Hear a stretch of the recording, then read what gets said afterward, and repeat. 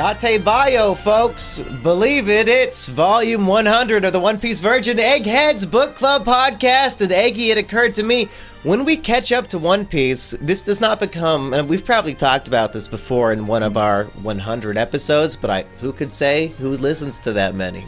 Not me. But when we catch up to One Piece, would we both become the One Piece Chads? And I think obviously we need to establish here that no.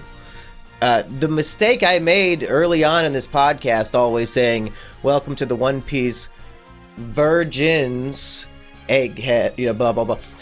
One day that will be true, because once we're all caught up, we're both equally One Piece virgins. Nobody knows what is to come in the future, Eggy. The whole world is equally One Piece virgin, and only compared to you here am I a One Piece Chad. But Eggy, the vice captain of the Beasley crew, welcome to volume 100 and episode 100 of our show!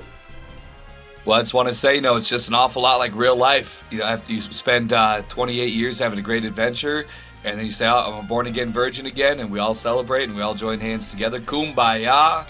So very, very similar to, everything else in life. I'll be 31 next month, so to be a born-again virgin at 31 will be such a blessing on my depraved life here. Is that a word, depraved? Maybe wretched and depraved combined is really a good way to describe me. That'll be the title of my autobiography.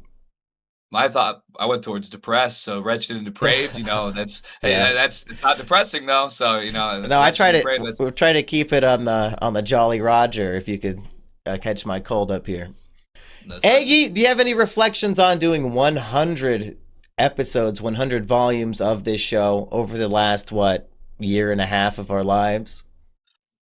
Well, there's very few things that I've committed to doing 100 of any case. I think I did about, 70 Egg Wars episodes over the course of 10 months or something like that. But that was very easy for me because I could just talk about myself in a completely brain dead, stream of consciousness kind of way, switch it off. To really grow here with this incredible material, this incredible series, and just all the good parts of it, the gaming, the movies, getting to just kind of, be led into this light that so many other people have seen for so many decades, to finally be on board. It has probably been some of the most meaningful, beautiful glory that I could have ever thought. And, like I said, it starts off at the fact that I put the time into, to be here and to be a part of this beautiful community. But just even on top of that, just the time and commitment, because I could have sat, if this never happened, I could have maybe one day sat and just powered through it all. But it makes it so much more to have a nice sit down to go over the material, to hear what other people in the community have to say. So I think really it's something I'm so grateful for, because who gets to just wake up one day in your 30s and say, here's the best thing that's been going on for millions and millions of people for the last 20 plus years. And you get to be a fully formed and frankly, maybe coming up on the other side that you're starting to deform in a different kind of way, age, and get to be there, getting it in the best way for the first time with trusted experts. I think I probably said something kind of along this, but in the past, but I mean, it really just continues to ring true week after week, month after month, and hopefully many more years to come. Sounds good to me. I mean, potentially 5 to 10 years to come, if Oda stays healthy, and we all hope he does. This still might be proof that we're in a simulation and that life is just intended to be cruel, and that they would, the simulation is finally giving us something good that speaks to us in these ways, and just to punish us, if Oda's gonna drop dead, and then there's gonna be no ending. That's how I'm gonna know that we don't live in a real world. Just so everybody's clear of what's going to happen in the future. But if One Piece does conclude and we got to keep doing this podcast for years and years of Kino, I say maybe, since Oda went out of his way, in my opinion, to make volume 100 of his story so special and great, maybe this should be a podcast episode that does the same. And I have a feeling we've already prepared to hunker down for the potentially longest episode of this show. I did promise the Discord I would answer all of their questions for once because we always miss that section. So lots of questions waiting. I've got a lot of opinions on Volume 100. Aggie, the next question I'm going to ask would be so incredibly mentally taxing and probably impossible that it would waste 20 minutes just to have you think about it. So I want a gut feeling here. Just answer immediately what your gut tells you. We've read 100 volumes of One Piece. We could potentially rank them 1 to 100. If we did so, where does volume 100 rank? I mean, I just have such a I'm so stuck on my beautiful Ennie's Lobby flag burning because I love to burn so many flags. So, but gosh, it's very, I don't know. That's really the only place that I would have to try to contemplate who's fighting for the top spot, because I mean, this just takes it to a whole other level here. I think maybe, honestly, all things considered, if I put my own personal biases to the side, this is definitely number one. I'm completely shocked. I thought I was going to be playing some sort of devil's advocate here because the title of this podcast episode was "Hear Me Out." Volume 100 is One Piece's best. Maybe it's not even an unpopular opinion. Maybe we're both just right. The thing of it is that last episode, I was like, oh man, the chapter 1000 was, it felt like it wasn't maybe living up to my mental expectations. I come into volume 100 here. Okay, now I get it. All right. I guess chapter 1000, even though Oda's got a little blurb here at the end of this volume to kind of talk about, reflecting on it. Maybe at the time it just wasn't like the big thing for him, and maybe volume 100 was the big thing, which doesn't really make any sense because he would have released volume 100, after the weekly, whatever. Any case, volume 100 in its entirety definitely satisfied that kind of expectation that I had for chapter 1000. So maybe, I don't know, it's weird because it's almost like, it's kind of like you would get, you scratch off, take it, oh damn, one number off, oh crap, man, well, hey, that's life.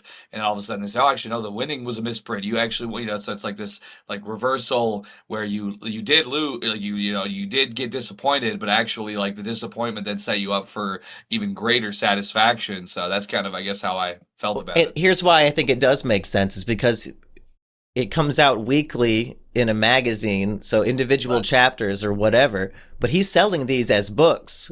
And volume 100, that's an amazing, insane milestone for any manga to ever reach.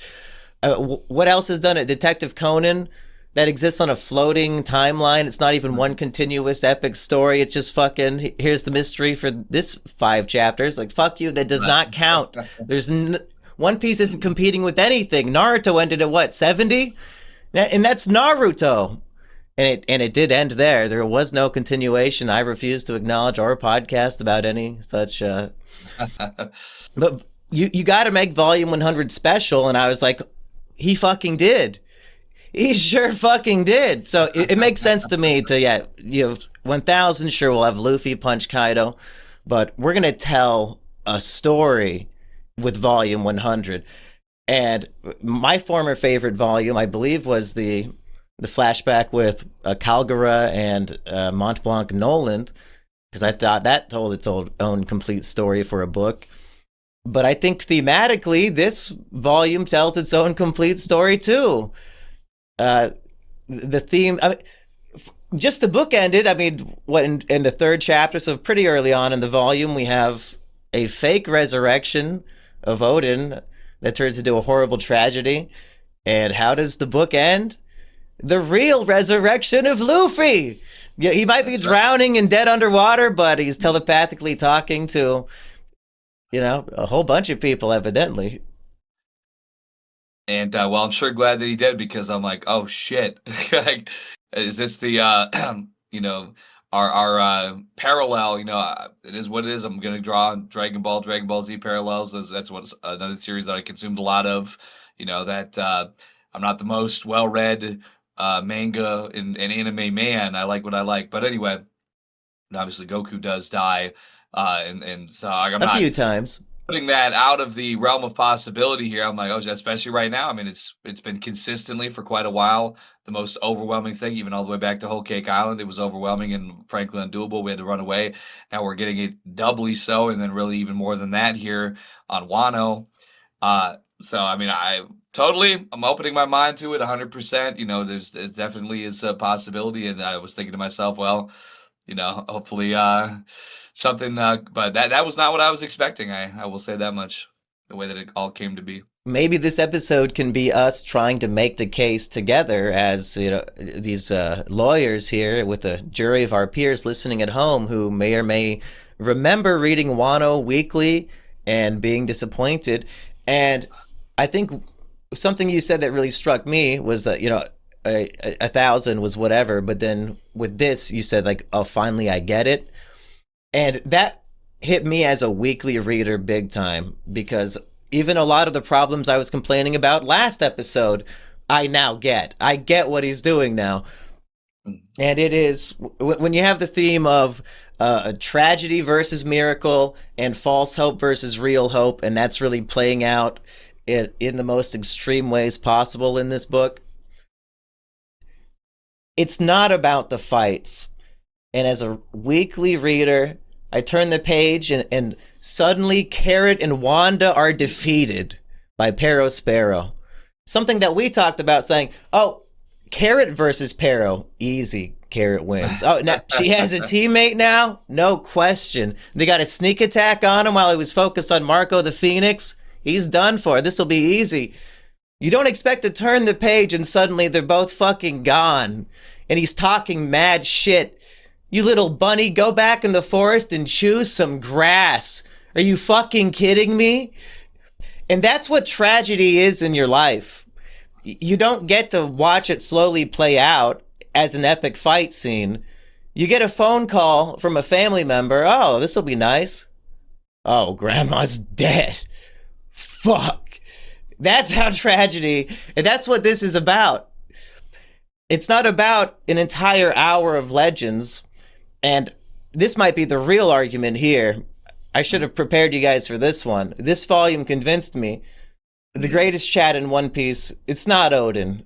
I think even Oda knows it's not Oden. He set Oden up to be supposedly the greatest, but it's not. It's Kinemon. It's fucking Kinemon. The whole time he was the main character. It's not about Momo or Oden. This whole arc's about Kinemon, people. Oh my fucking god!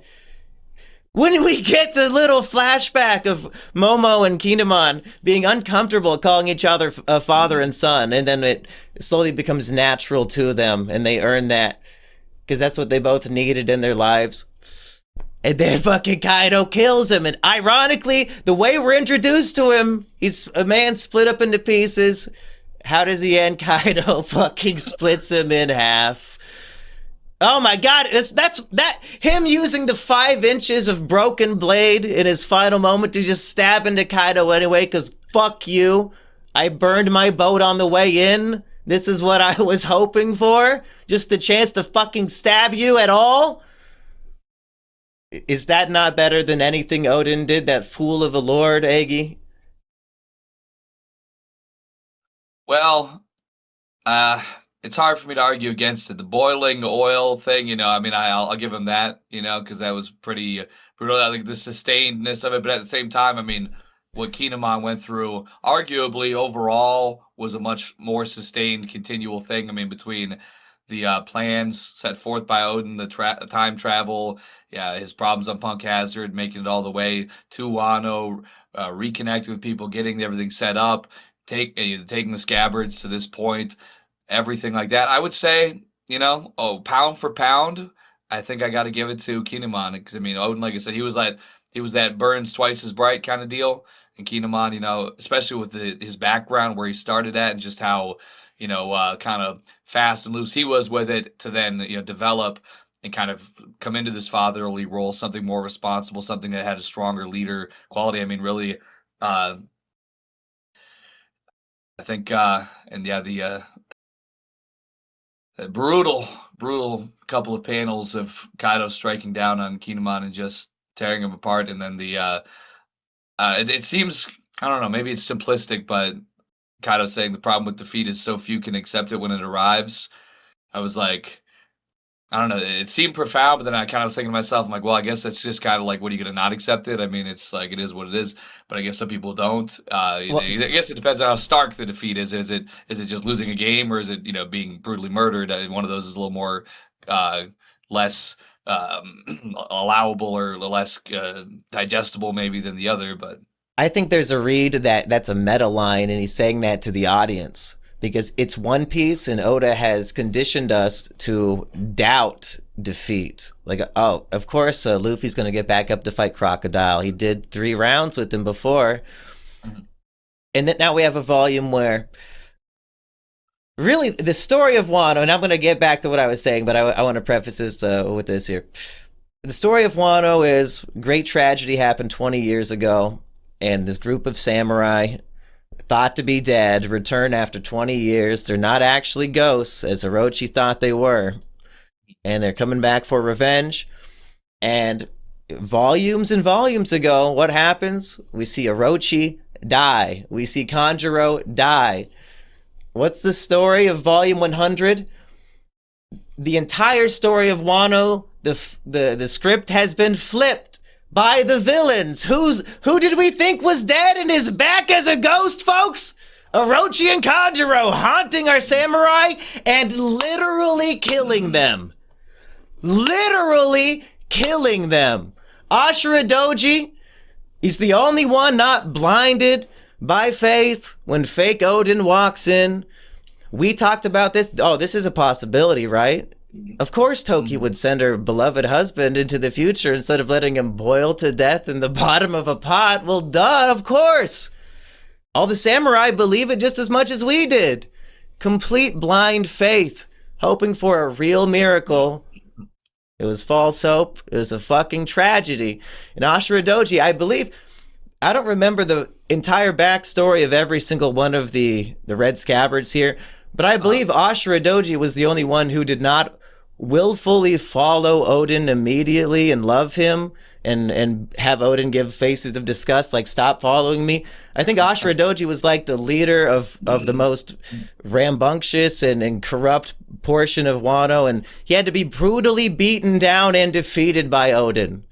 Like, he knew Odin in a far different way than these other scabbards did, and that was a completely necessary requirement for all of their lives being saved in this horrible bombing.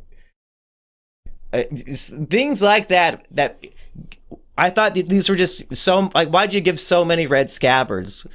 There's so many, and I wasn't really following that they all actually do have a coherent and real story being told with their characters here. And like, his whole backstory saved their lives in this moment. He dies tragically. We have Kiku, who was unable to strike down Kanjuro and is now responsible for the death of Ashura Doji because of her weakness. And now that same weakness, she can't stab an Odin that she knows is not fucking Odin, because she is still 1% blinded by false hope. Just the 1% chance he's still him. I can't do it. I can't strike down the Lord. And she gets fucking killed for it too. So I think that's what Kaido is saying. It's like, hey, those two are fucking dead, and now better believe. Goodbye, Kinemon. Go ahead. Well, Kanjuro, so not to discount, because he does have this. It's something that is a good, I guess, course in manipulation, because, in the beginning here, when he does kill Ashura Doji, he's got the mannerisms, he's got the body language, he's got some of these elements that, they can kind of feel like something's wrong here, but he's kind of hitting these notes well enough. And then when he comes back to Kiku, he's got this knowledge. He has this little flashback of I'm the man who took you and Izo in, and kind of like getting to prey on not just his existing mannerisms, body language, etc., but now to kind of take it to that next level as well. These memories that I guess he had gleaned from Odin when he was alive to be able to have that as well. So just really taking all of these notes, holding all of this information for so long to skinwalk so effectively, to disguise himself so effectively. I mean, even at this point, you could see that he could possibly, if he were to somehow still be alive, which I don't, I think he was struck down pretty effectively then.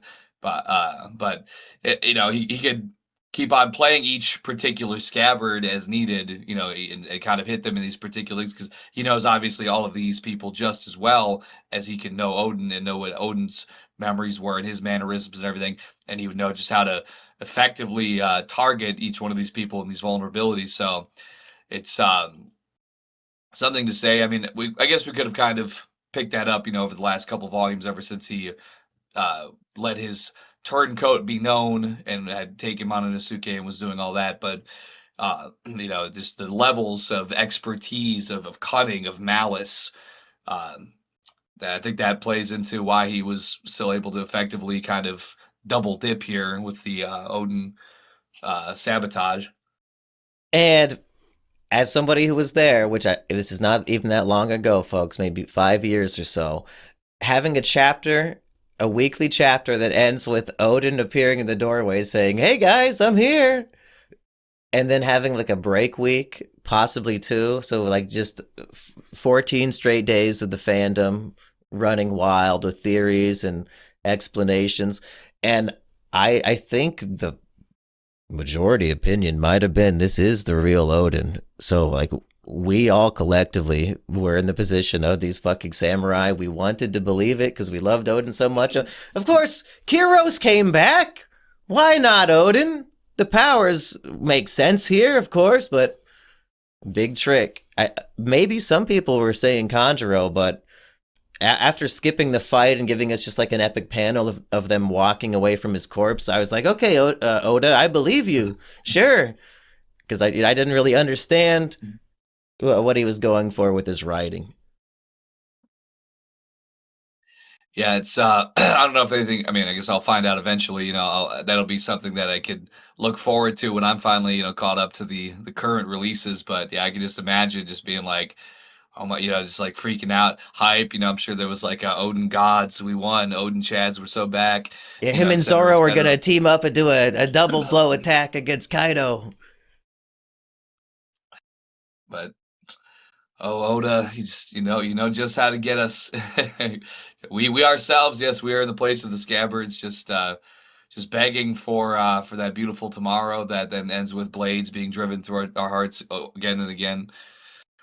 Beautiful tragedies. Somebody pointed out to me that some of the chapters in this volume are when I started posting individual chapter reviews on this channel. Evidently, my first one was either 1010 or 1011. I would be so embarrassed to go watch those back and see everything I said that was retarded and wrong. Probably every single word. I was already defending Big Mom.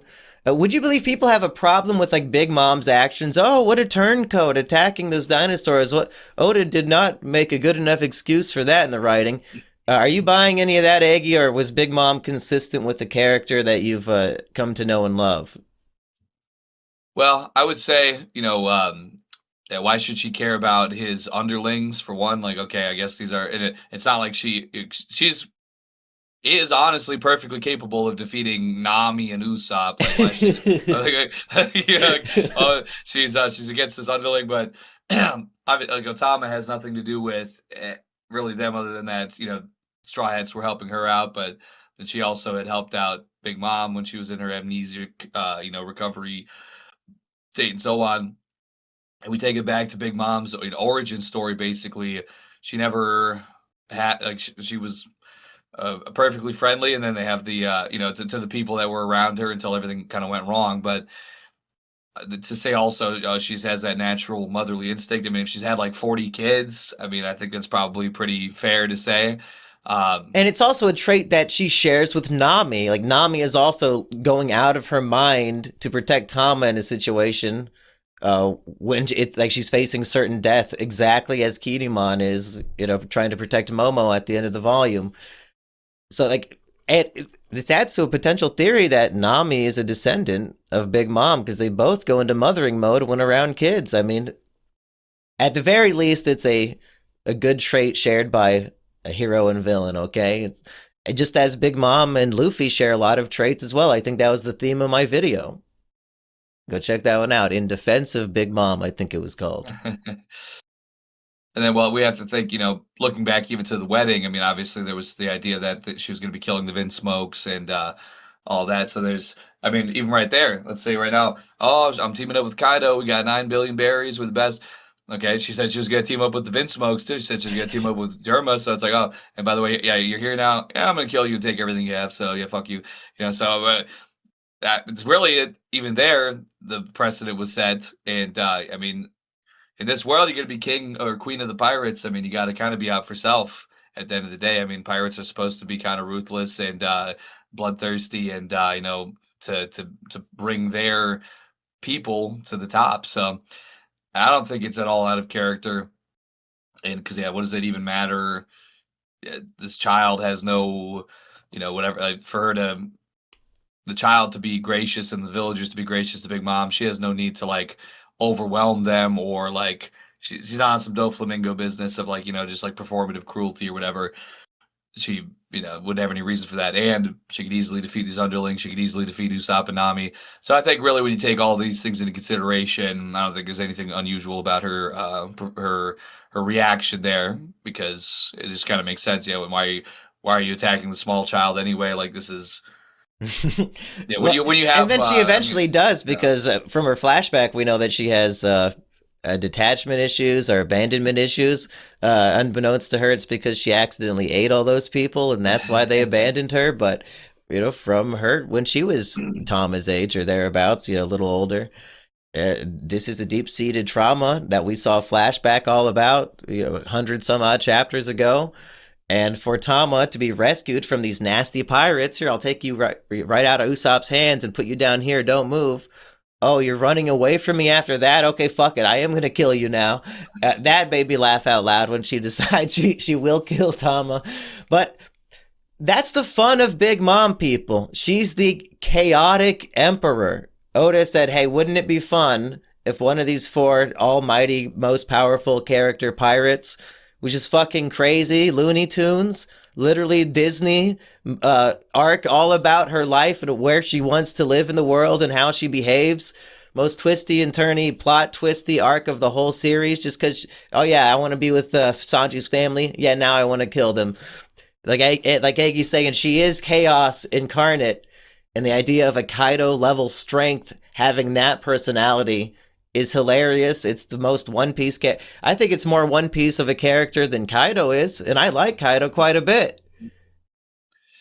Yeah, I would say so, because that's really a big thing about this whole series as well, is that it's not, I think the term that they used to say was grim dark, which not to say that that's even necessarily a common theme among any shonen for that matter, but comparatively to, I mean, you're more the Yu-Gi-Oh expert than I am, but let's just say as a pretty much an anime only and early season kind of what in that situation, it's a lot of it's kind of just a lot of kind of this very just conflict. That's how I read it, but just out of comparatively, and I'm sure I'm this probably is a bad comparison because I know Yu-Gi-Oh gets pretty quirky, but it's just got more. There's more depth. There's more. It has been from the very beginning. Luffy, he's happy-go-lucky. He's it's just, yeah, it's the depth, the cartoonishness, the comedy, the heel turns.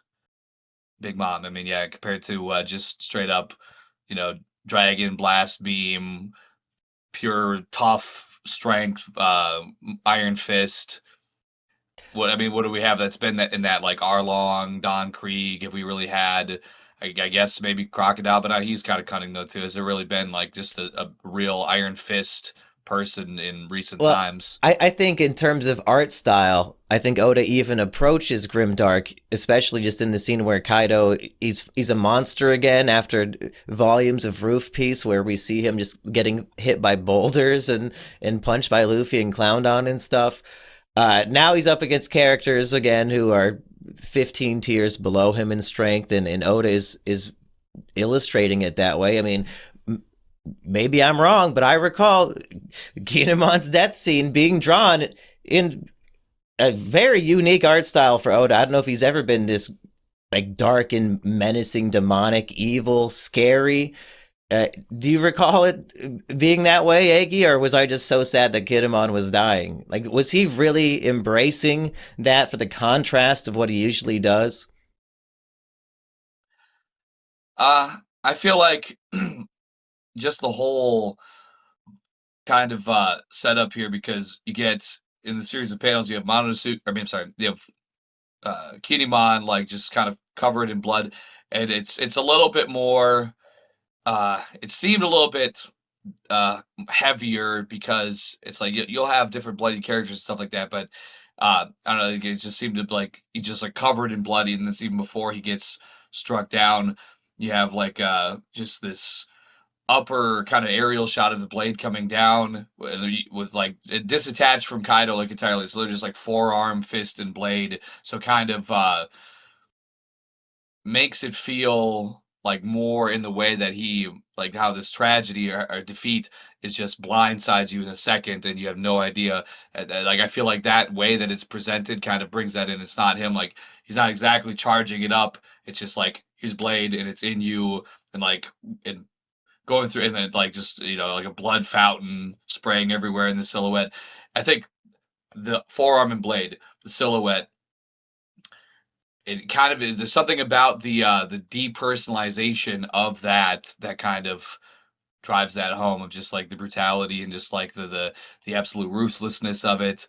And then uh as he's walking away, like he's all like bulged out, veined out, like extra like furious looking, and Kinemon just has the blade sticking out of like the hilt or whatever, and a little bit of blade, just I love that heap so full of much. blood, and just faceless. We don't, he's just we could hardly you know see anything about him there to determine it, other than we just saw him get we saw it happen, so we know that's him. But otherwise, like in the back, I mean, it just could be any person in a white robe in a pool of blood. Very, very, like I said, that the idea there, which we talked about a little bit ago, about how that's what tragedy is. That's what the defeat arriving feels like. It's just could be just in a snap. In the way that it's presented here, I feel like gives that energy, that momentum, that impact. It it's like he is using volume 100 that he knows a lot of interested curious people might just take off the shelf because it is volume 100. I'm not going to buy 99 of these, but I'll see what the hell this is. Just it made it so far. He is like boldly deciding to tell a story of the villains winning, and of great tragedy and horror happening with a few miracles interspersed, like what Zoro does and Chopper, and then of course Luffy at the end. I like But Zoro in his giant cast this whole time. I thought that was kind of some good comic relief, some good lightning here and there. Is a lot of much deeper and harsher things going on. and I was going to say, but with it's also a bold choice. I think in the way you described that Kinemon scene, he's choosing to make it artistic rather than a shonen battle, and that's the choice he's making. Other than some of these really cool rooftop scenes, but over and over again of turning the page to the sudden tragedy and defeat of a character, and here he's choosing just a beautifully illustrated version of the events rather than making it really drawn out. And I have not watched the anime adaptation of these scenes. I wonder if they stayed true to that theme and that feeling, or if, in a desperate attempt to pad out the runtime, it turned this into like a 2 episode epic Kinemon Kaido battle. I have faith in them. Maybe they made this really fucking epic and like deserving of what I loved about the paneling, but what sucks about anime is it's always the same size. The panel that you're looking at is always just your fucking widescreen TV. And there's something so special about some panels could just be a tiny little whatever it needs to be. It's so hard to translate into TV, I think. Yeah, unless you're coming on like I to be fair, I didn't ever watch JoJo's Bizarre Adventure really, but um I think I'm taking this from the video game than maybe in my mind and my memory, but you'd have like essentially like these kind of cut-ins, like a whoosh, you like, oh, like a whoosh. And I'm sure there's other series that have done that as well. That's just what came to mind for me immediately, reflexively. But like that's about what you'd have to do to kind of try and like get it. And then it's like at that point, is it so different from just like just a regular storyboarded scene? Like if it's kind of cutting in over this, I mean, I guess, even now I think about it a little bit more, I think even like Pokemon and some other series have done that over the years, but that's where my mind goes for if you wanted to try and represent something along those lines of like a smaller panel, like a small, minimized overall to the scene reaction, but it's certainly not perfect. Yeah, I guess another example would be Ang Lee's Hulk movie. I think he just put a bunch of comic panels on the screen at some point. Ryan's World, the movie. They tried something. Ryan's World was inspired by Hulk, of course. Aggie, I think we gave a lot of hat opinions for about 35 minutes, but let's stay to tradition. And do you have another top of mind? Um, I think that, to be honest, for me, I don't know, it's might not be the usual, but actually that kind of was my top of mind. Was the Big Mom sticking up for Otama. I guess that was surprised me. Although now we've talked about it and it does make sense. But me reading that, it was kind of almost like with the tragedy and the depth. Not that this was really. I don't know. It was a light in the dark. It is what it is. It was a light in the dark for me. And I think it's a miracle and a tragedy, and showing how a chaotic character can go back and forth for both. Like, oh, what a miracle! You protected us from the bad guy, and just for Big Mom to say, "No, I'm gonna come for you next." Like it's a tragedy followed by a miracle, and it adds to the tension of the book because you never know which is which.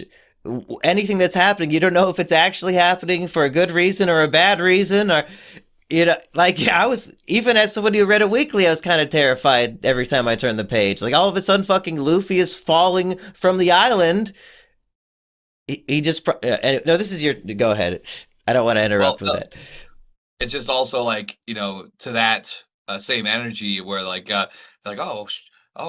she's page one. All right, okay, wait a second, Big Mom. I guess we were there with her. We were so. She's like, oh no, you're about to die next, but let me finish this off first here, and then like and like like saying like, oh, Big Mom, I'm we're with you, and she's like, oh no, I'm gonna kill you, and then she's like, they're turning around and being like, oh, all right, let's team up, Pepe, let's team up against Big Mom. Wait, let's just handle this first. I mean, she just look what she did to page, or look what she just did to, I mean, Ulti, what she just did to page one, and then Ulti's like, oh no, I'm gonna, you gotta die, and they're like, yeah, oh, they both say like, no matter us. who wins between us, we're gonna kill you next anyway. So yeah, Nami's loyalty is as turncoaty as Big Mom. I mean, it's funny when Nami does it, but not when Big Mom does it. Come on now, people. Yeah, Be I did fair. like there was just something about it that was kind of like a hate to say it like this, but in my years, I've occasionally enjoyed a little gambling here or there, from time Yes. to time in the recreation. But it's like you're just sitting there and you're losing and you're losing and you're losing and you're losing and you like it just feels there's like an impending dread and impending doom. The doors coming to close down in your head, and then it's kind of the same kind of feeling. Like all of a sudden you get back up, a little bit. You kind of win some of your money back, and you're feeling that's kind of like this Big Mom, like okay, wait a second. This might not be this impending doom might have some light on the horizon here, and then that's just kind of this feeling, and then okay, to when there's more losses again, and that's how it feels, then she's kind of saying, no, I'm not really with you, but just or I think I've made this comparison before as well, the swimming rat experiment. Did I talk about that on this podcast? I can't remember. I keep mentioning it every so often, but when it comes We to might have talked about that recently, if not a different rat experiment, but perhaps it bears yeah. repeating. Sure. So just the idea of persistence of of chance of survival. Basically, what a quick rundown is a scientific experiment that took place where scientists put rats in water and the rats swam themselves to exhaustion and died, but they repeated the experiment, and then as the rats got to like 95% of the death level, they took them out of the water, let them recover, and then put them back in the water again. And the rats swam like 10 times as long because they expected to be removed from the water again.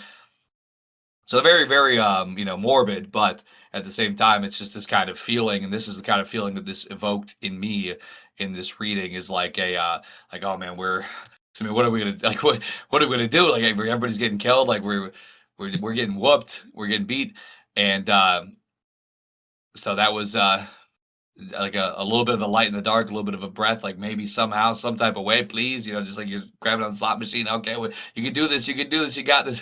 Big Mom, listen, we can figure it out. Fuck, Alti, we can figure it out. Let me feed Zeus real quick. Oh no, the Zeus's evil, psychotic waifu that was created just ate all of his energy, and now we're extra screwed. Yeah, and yeah, I can't believe we haven't mentioned Zeus yet. Like the most tragic character. Oda's being needlessly ruthless and mean to this poor guy who was just enslaved. Like, I don't know if he necessarily is responsible for his actions. He has the spirit of Linlin inside him, pretty much. So, or Olin, or whatever crazy The version nice of Big one. Mom. Yeah. And you know what?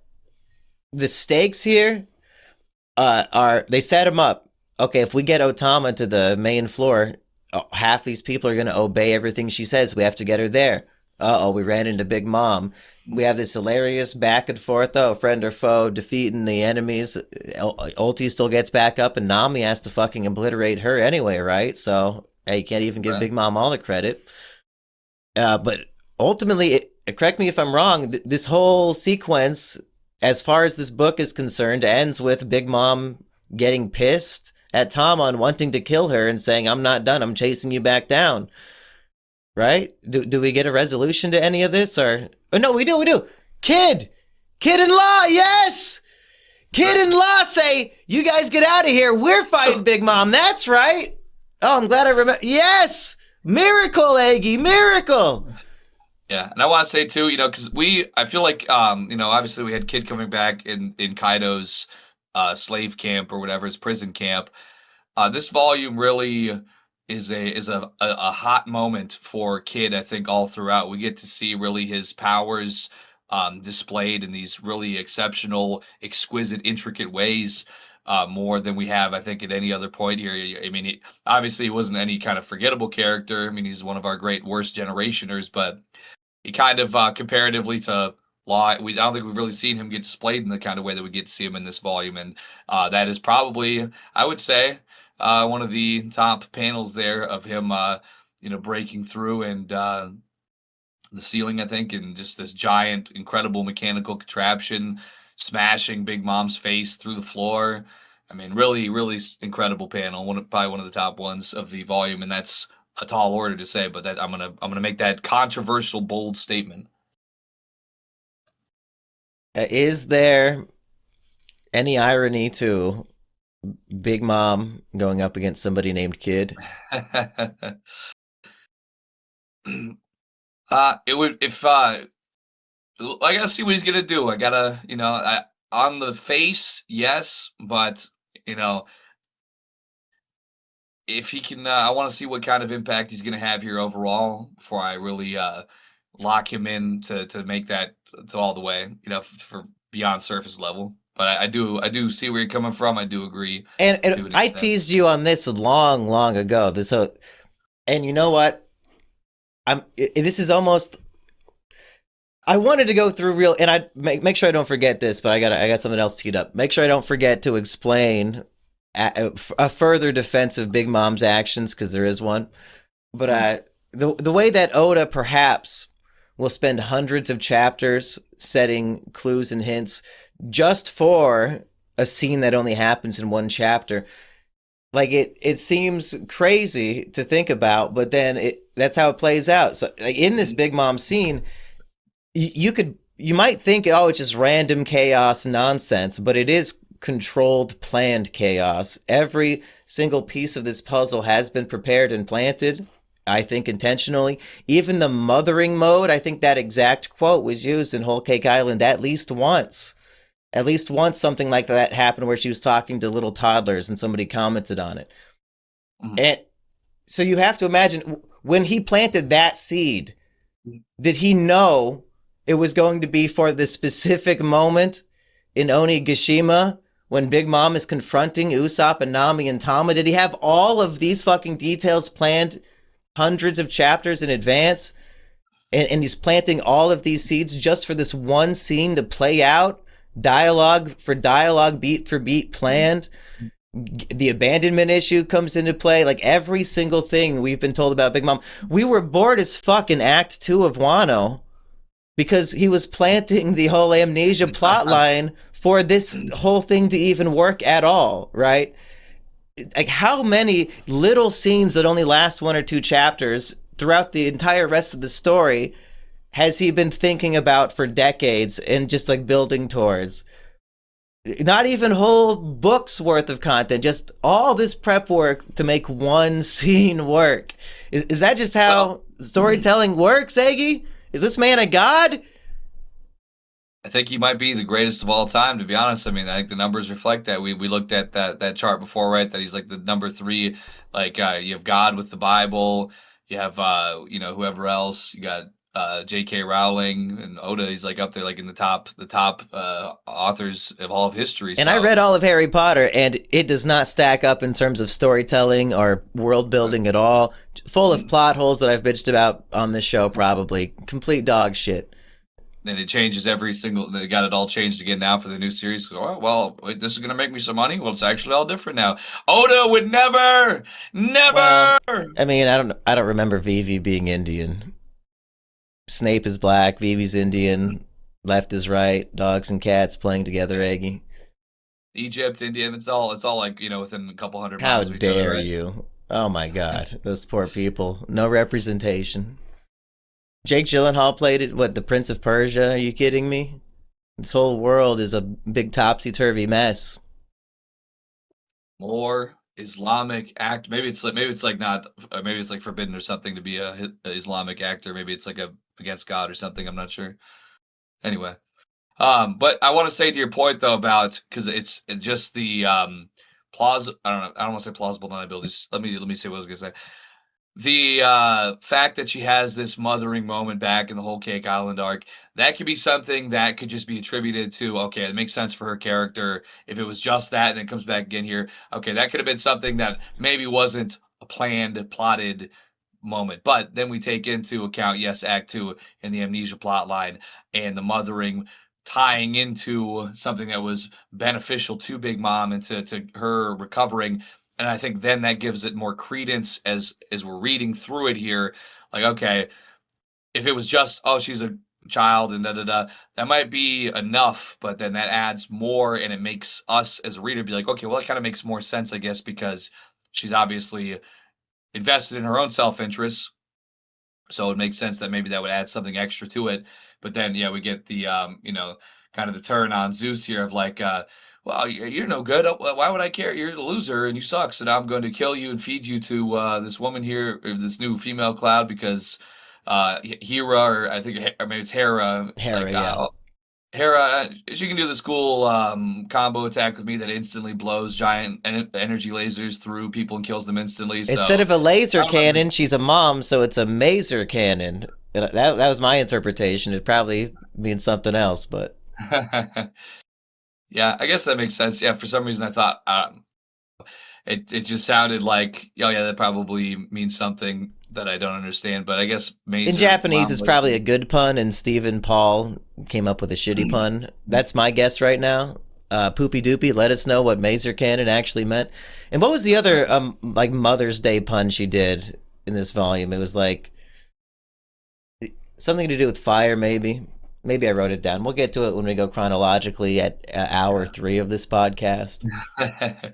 But yeah, just the leading into it, and it makes sense, and there's some additional context that makes it even more kind of plausible for us as the reader.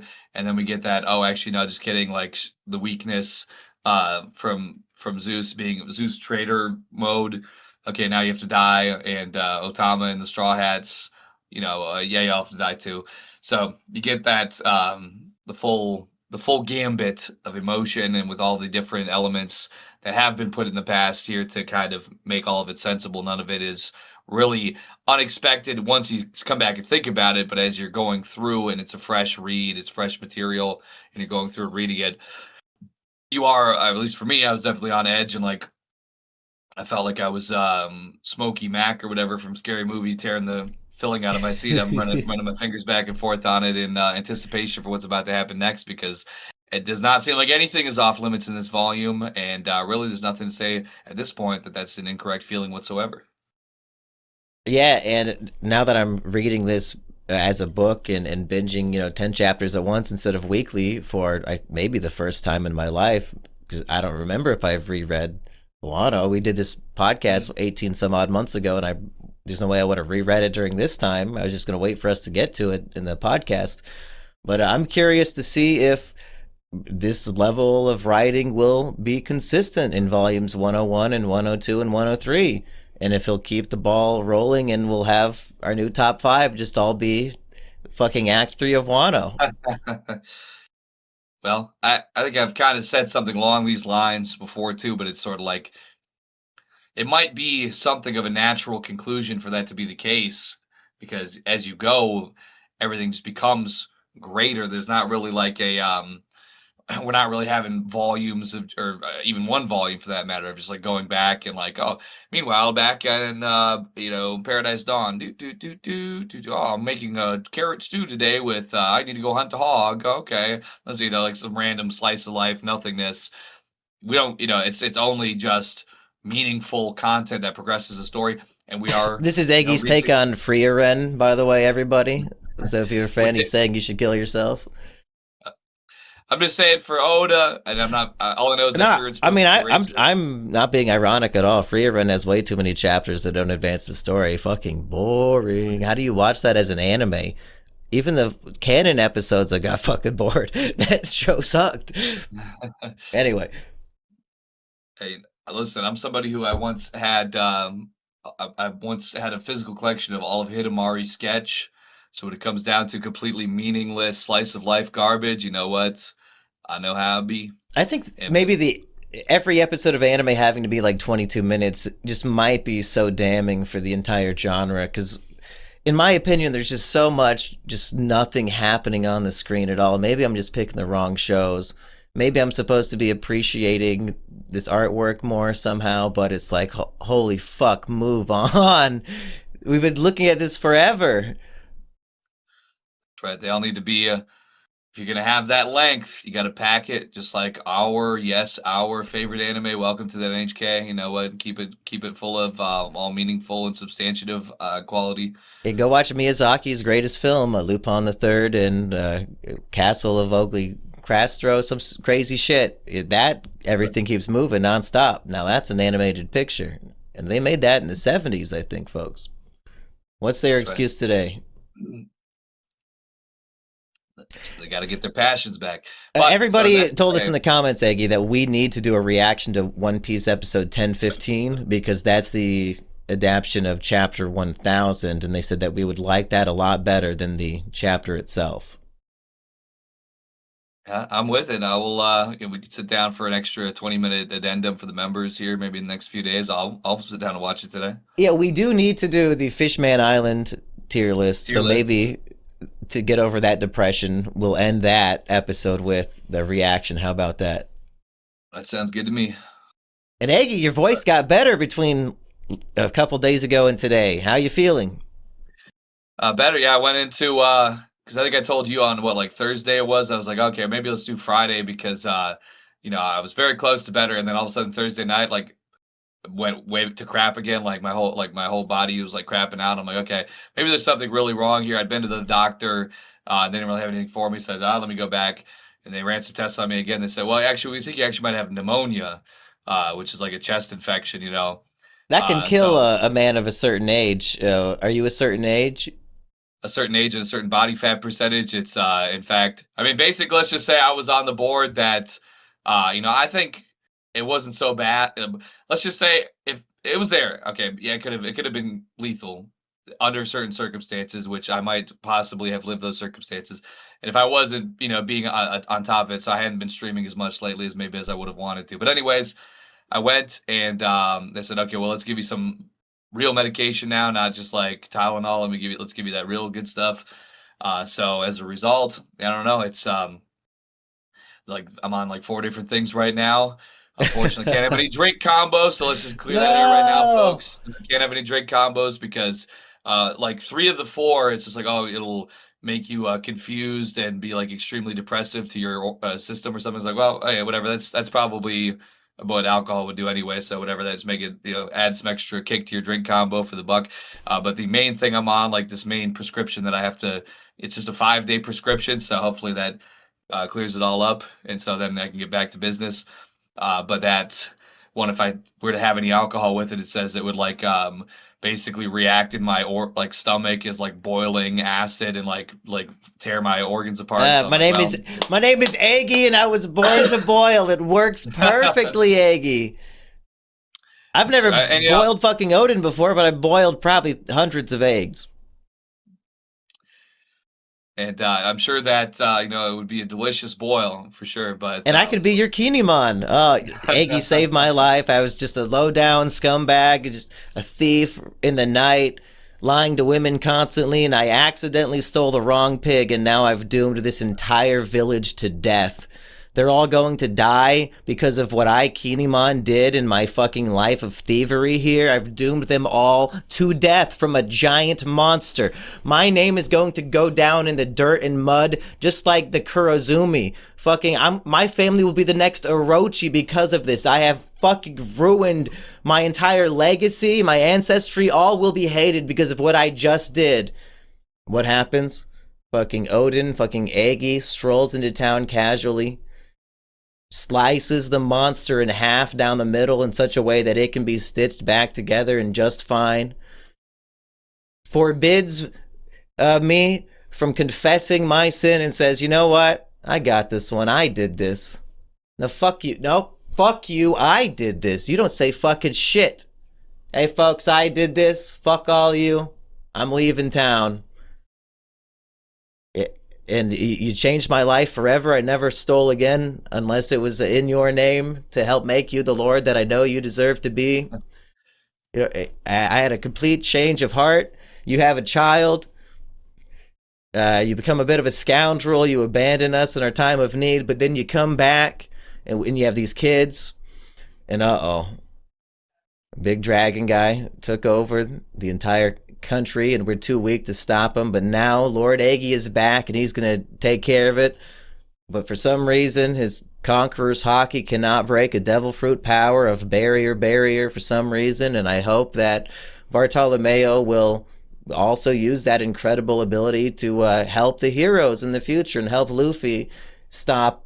I mean, I guess it makes sense after the King Punch. I mean, that was set up specifically in the Coliseum. Like, fucking Conqueror's Hockey King Punch can't do shit to this. So I guess it fucking makes sense. Oda set it up. He knew it was going to be in the Odin flashback and he would need an excuse. So he invented it to Dressrosa people. Fuck! He did! You know he did! Fuck! Anyway. Never, ever doubt Oda. None of us can ever again. I mean, it's not that we ever really did, but even just the tiniest bit of maybe coincidence. There are no coincidences, folks. Well, I think there are. I think he's using Kinemon to tell the story of a man who's very lucky, right? He accidentally set up a perfect plan that Chondro could not report. He got lucky through his own stupidity, and I think that's Oda reflecting. Sometimes I do just get lucky. Sometimes pieces come together a little too simply that I did not foresee. And this is a character who said, hey, I might have just used up a lifetime's worth of luck. That's one of the last things he says before the battle. And now he's seemingly been killed, Aggie. What is your verdict? Are any of these samurai dead, or are we going to reverse the whole plot again and say, actually, you thought we were ghosts before? Here we are again, back from the dead again. Well, what we can say is that Luffy seems to be dying right now, or I mean, he's in a position where he should be dying, and he seems to be able to communicate at the least right now. So if Luffy can be in a state of death, which I mean, okay, maybe he's holding his breath. Maybe it's a little different from having your body mutilated with blades, to like pierced and impaled through probably your heart. Okay, it could be a little different. Could be a little bit of apples to oranges here, but at the same time, if Luffy is essentially in a place that should be death and is able to rise again, I suppose it shouldn't be impossible for other people to do so as well. But I would say my inclination is that is not the case. I think that that it was a noble sacrifice for all their beliefs, and that might just be the what their legacy is. And same thing with Odin, Kanjuro trying to, play on this, oh no, wait, actually I'm back, don't worry about it. And then it's a total I think it goes to show, what, sometimes death is not the worst option or the worst outcome, because, if you're being skinwalked to kill your own friends and family, that's pretty bad. You probably would rather just say, oh no, I'm dead, it's not me.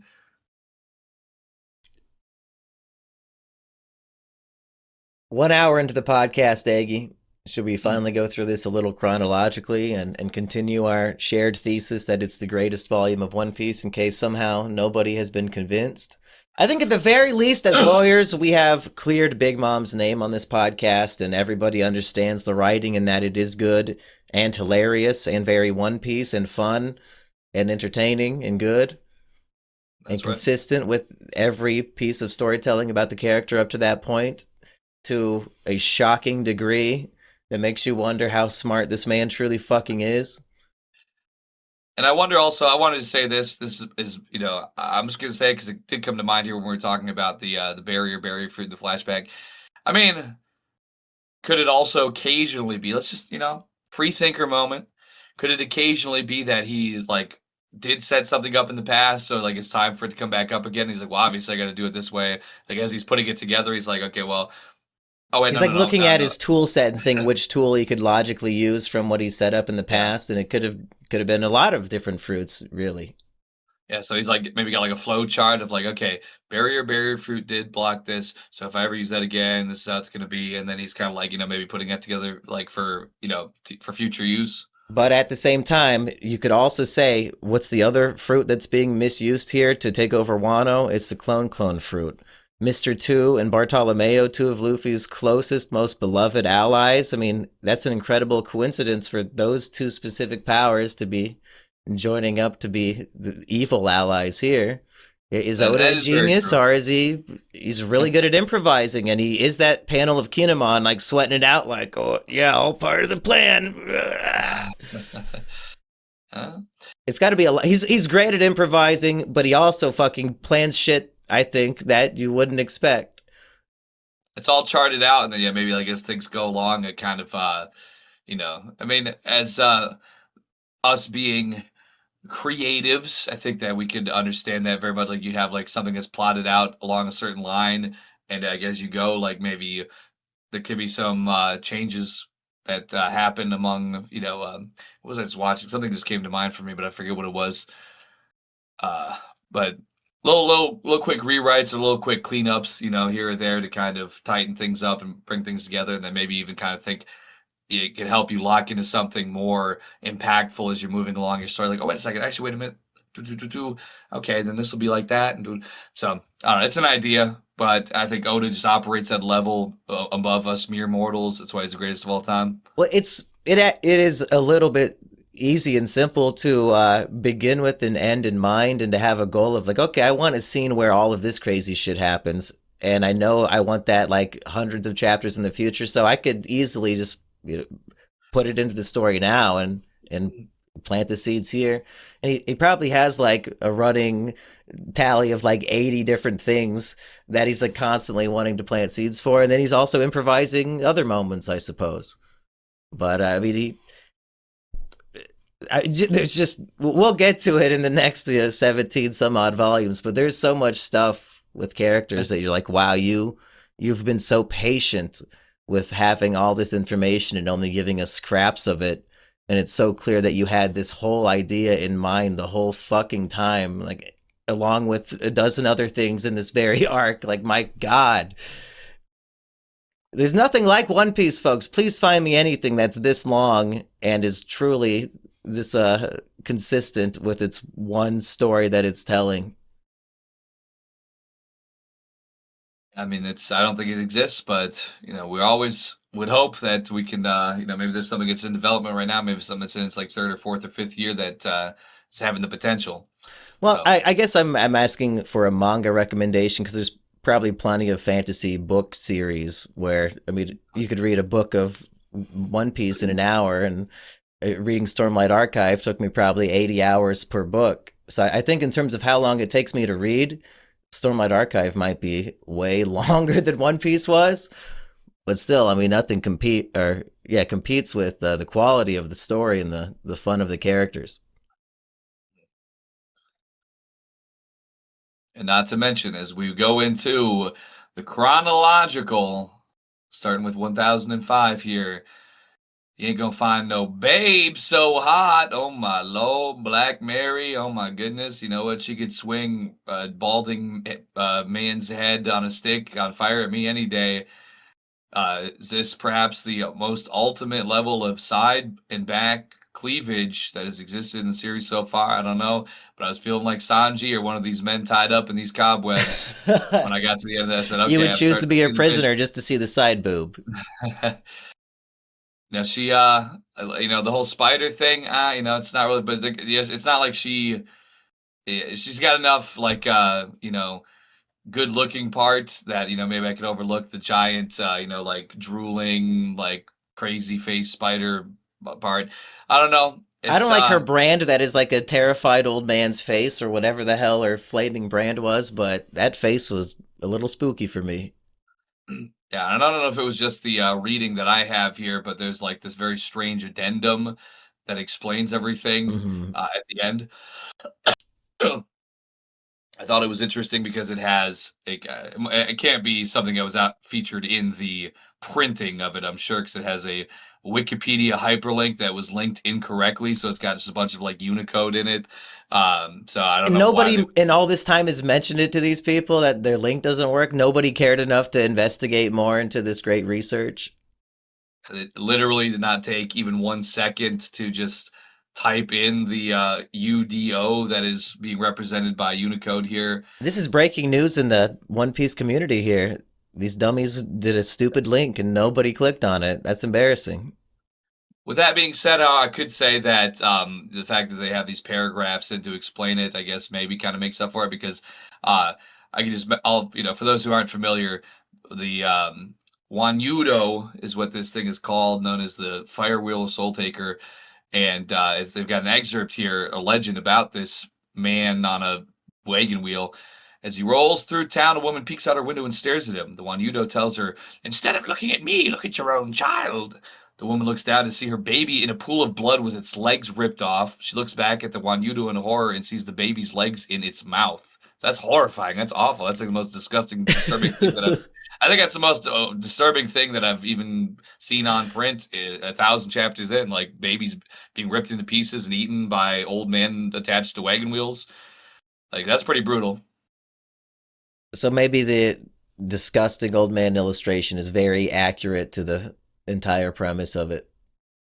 Because the feeling was mutual upon my just viewing of it. Yeah, it kind of looks a little bit like Rizo, to be honest, too, with all due maybe it's the balding, I don't know, but it is what it Raizo's is. not the most handsome man. He's fighting Fuku Rokuju now, and it's like I didn't even know that was a character, but I guess he's the leader of the ninjas, so this is like symbolic and important for him. You know what? Parallels in the same chapter. We're talking about how villains and heroes can share traits. Just saying, hey, this isn't a good or an evil trait. It's how you use it. Talk Right. about Black Maria's evil use of side boob, getting these men under her spell and tied up in her cobwebs here. Very same chapter. We have Yamato opening up her side boob and saying, Momo, hop on in, buddy. We're using side boob for good to hide you under my clothes. And Momo, a character who was built up for 500 chapters as a fucking pervert who loves titties, always rubbing his face in Nami's titties, taking a bath with Nami, Brooke and Sanji are fucking pissed watching from the corner. You son of a bitch, little Momo. We know that you're enjoying this. Did Oda have this planned as a character quirk for him from the beginning so that it would be a great joke here when he has to jump into his father's, Odin himself is back, and he has to jump into his dad's fucking giant delicious titties, and he's so scared and distraught he doesn't even like it. He's fucking horrified. Was this not all set up? I feel like there's definitely it would make sense, yeah, because it was played up. When else is going to be plot relevant that he has to jump into titties? I think this has to be it. Yeah, I'm gonna say yes. I'm gonna say yes. Was Oda showing off? He said, "I'm going to set up 50 plot elements that all collide in volume 100 specifically." Could he be that mad of a man, or is Eggy on some strange medication and I might have stolen some pills? Is that what happened when we read this book? Well, to be fair, I did do the reading after I started taking the medication yesterday, so oops. That is pretty true. I mean, it's certainly no, it's Kano, folks, and if you only read this weekly and you haven't read it as a book, maybe we should have warned you at the beginning, but it was a very different experience for me. Anyway, what do you think of Sanji humiliating himself in front of everybody? This is being broadcast to the entire war. Him screaming, "Robin, help me! I need your help! Ah!" And the only person who's not showing him disrespect, other than his own crew, who, this is to be expected for Sanji. They're like, yeah, it's Sanji. Marco the Phoenix is like, "Oh, I love these guys," something like that. Everybody else is like, "What a fucking bitch. What the hell? We're allied with that piece of shit." What's your take on it? Are you on the side of the heroes or the assholes, Eggy, is my question.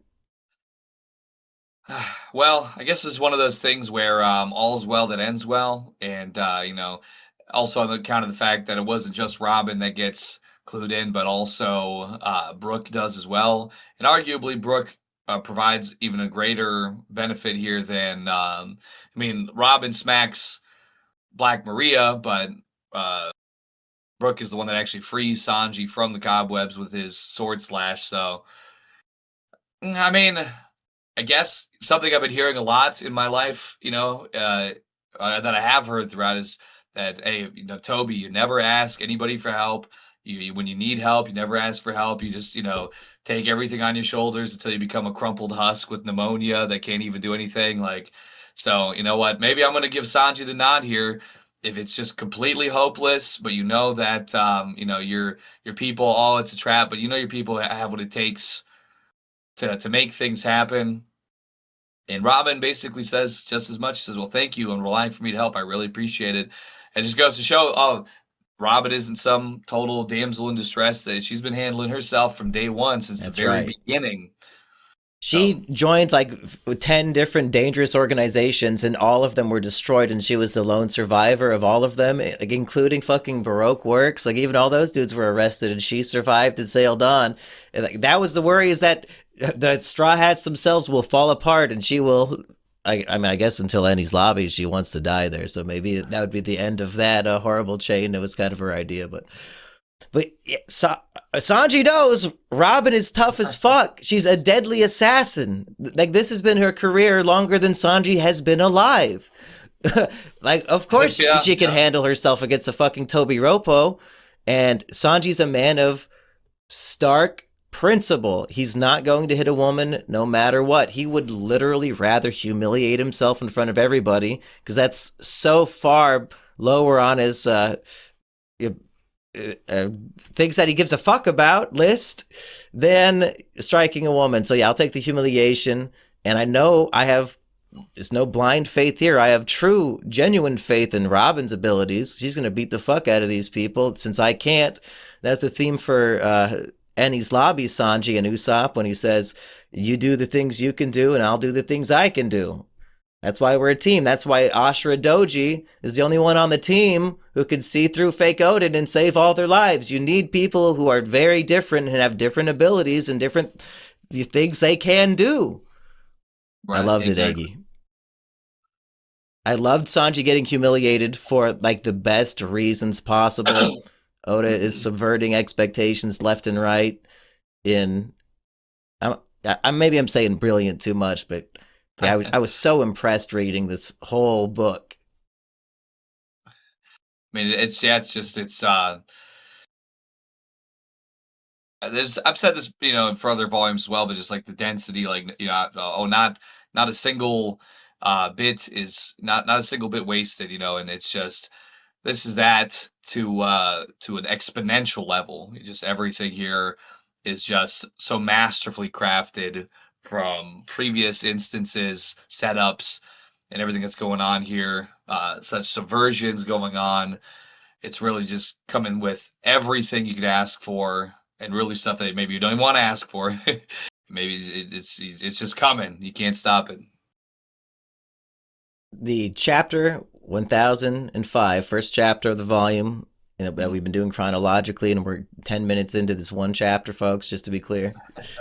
Chapter ends with Jack is back. We thought he got slayed again. Nope, another ghost, another fallen enemy saying, I'm still back to fight some more, buddy. Just like fucking Apu, who won't stay down no matter what. Apu is just constantly getting back up.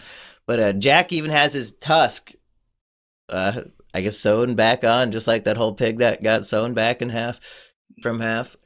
What do you Lego think of Moria around here somewhere? Is he somehow resuscitating everybody with his power? It seems like a lot of people that should be dead, coming back with these stitches and bandages and stuff on. Just, I don't know, a little reminiscent is all I'm saying. maybe that Tontata has her tears floating around here? Who could say? I don't remember her name. Princess. Yeah, whatever the princess was that wants to bang Leo. That's my one true pairing in One Piece. What do you think of, and this might be jumping around a little bit, but while we're here, Jack versus Dog. It's not even a 2v1 of cat and dog versus Jack. Dog thinks he's got it. And we get to, where's the quote? God, it was such an amazing quote. Okay. Jack says to Dog, there's no moon down here, as in you can't go Sulong in here. There's no way you can win. Dogstorm says, nor is there poison gas, so we'll both have to make do. Yeah, fuck you, dude. You only beat us because you poisoned the whole island, you son of a bitch. It's time for revenge. I thought, for a character I don't give a fuck about, and frankly, based on this podcast, if Dogstorm started barking and charging at me, I'd probably shoot him in the head with a gun and kill him. That's how little I care about this character and his breed and species. That's right. That was such a cold, hard, amazing line that I just instantly got respect for this character as much as I like the cat. And actually, there might be contenders for like top 10, if not top 20 best lines in all of One Piece in this volume, because in this same exact chapter, I mean, Oda's pen was on fucking fire, Eggy. Do you agree when Luffy says, I've been to hell and back a few times already, it's home territory? Is that not a top 10 Luffy line? That shit was, it was gangsta, I ain't gonna lie to you. That's how, that would be my description of that. I'm like, damn, that goes like, once again, grim dark is not really, I don't know, that's something that came to mind, but just something more. It's accurate and honest because we went to hell and back with him multiple times. We were on the same journey.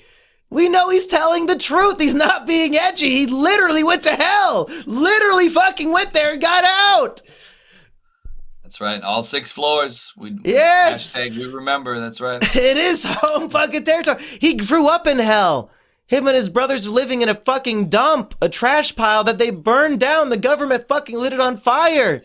It turned into a hellscape. That's his literal home. Fucking awesome line. And then he just gets killed anyway. Oh my God. But we'll get to that. I gotta scroll back. I loved those pieces of dialogue. Yeah, Sparrow defeats Wanda and Carrot off screen, right?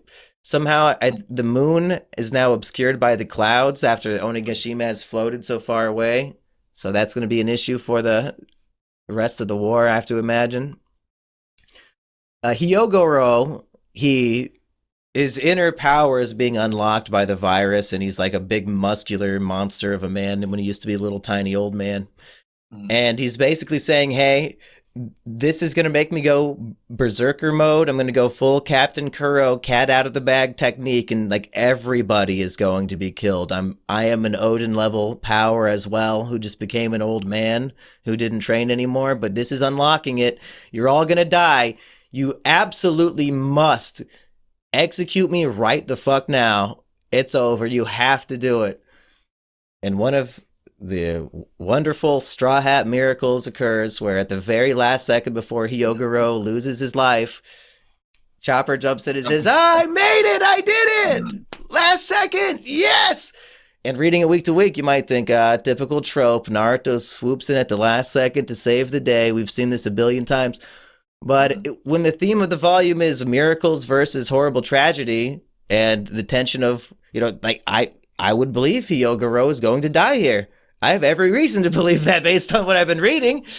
But oh, yes, finally we get a win! Finally, something good! It feels like a real miracle when I expected, for the first time in One Piece, that, oh yeah, our heroes are dropping dead like flies. And that hasn't happened in a long time. Every single volume before this had a character say, I can't imagine us losing. It feels like we're winning. Anyway, go ahead, Aggie. Well, I just liked how Chopper comes in with this this just in time kind of contrasted like Hyogoro, and he's like got these Chopper's got this shining bright vision, but after that he loads up into this like medicine cannon because he needs to basically provide like a gas essentially to everybody that's got this in it, this vapor, this mist or whatever. He's using a good virus to defeat the bad virus. That's right. Immunization works, folks. That's right. It's always the answer. Well, but I like how the cloud that comes up when he launches it is like got like a Chopper face like in the clouds. Yes. A real unique kind of patent on medication that's never been seen before. Well, and it reflects what Kuriha did at the end of Drum Island when she shoots the whatever out of the cannons to create a rainstorm of petals. What the hell was that about? Yeah, the cherry blossoms. Yeah, that's right, cherry blossoms. So yeah, he like kind of did his own version of that to save the day with a nuclear cloud in the shape of Chopper's face. So that's a great detail. But this is being written at the height of COVID when they're trying to develop the vaccine and all that, Aggie. And I think Oda had a stark message for Dr. Fauci specifically that is written word for word in Chopper's dialogue. He says, viruses aren't meant to be used as weapons. They'll always slip out of your control in the end. And it's a scientific fact that the virus came out of a laboratory. Chopper is saying, like, why are you even playing God here? The shit's going to slip out no matter if you have good intentions or not. This is not our place. And you have all these people that were underlings of Queen that now that they've been healed with real medicine, they say, oh, your virus got out of control and got to us too, and it ruined our lives as well. We're not going to take it anymore. And what we don't have is, in our reality, the Pleasures all went on to start their own podcasts on Rumble.com. But in this version, they're against and rebelling all the same. And it's good to see it. And then Chopper, he's ready to come in swinging on Queen Dinosaur full monster mode, but he's got control. He's awakening his own powers. I don't think we've seen it like this before, where he had control over his like monster form like that. Maybe when they got back together at Sabaody after the time skip, it was probably just during the Fishman Island. Does he not control his monster point to fight somebody, and then he just never came up again? Actually, now that you mention it, I think that is true. I guess we'll find out when we do our tier list here in the very near future. Yeah, we'll see if we could remember any of the Fishman Island exclusive characters while we're doing that. That's going to be humiliating. During our restroom break, I did remember the joke I was going to make when you mentioned the Pleasures. That reminded me, this whole concept of 9/10 of the smile fruits make you start laughing like a deranged maniac, and to have like the poor people of Ebisu Town. I think I got that wrong last episode. I might have said Okabore when I meant Ebisu. It is what it is, folks. To have these people who are in a horrible, disgusting, broken down society, and all they can do is laugh hysterically.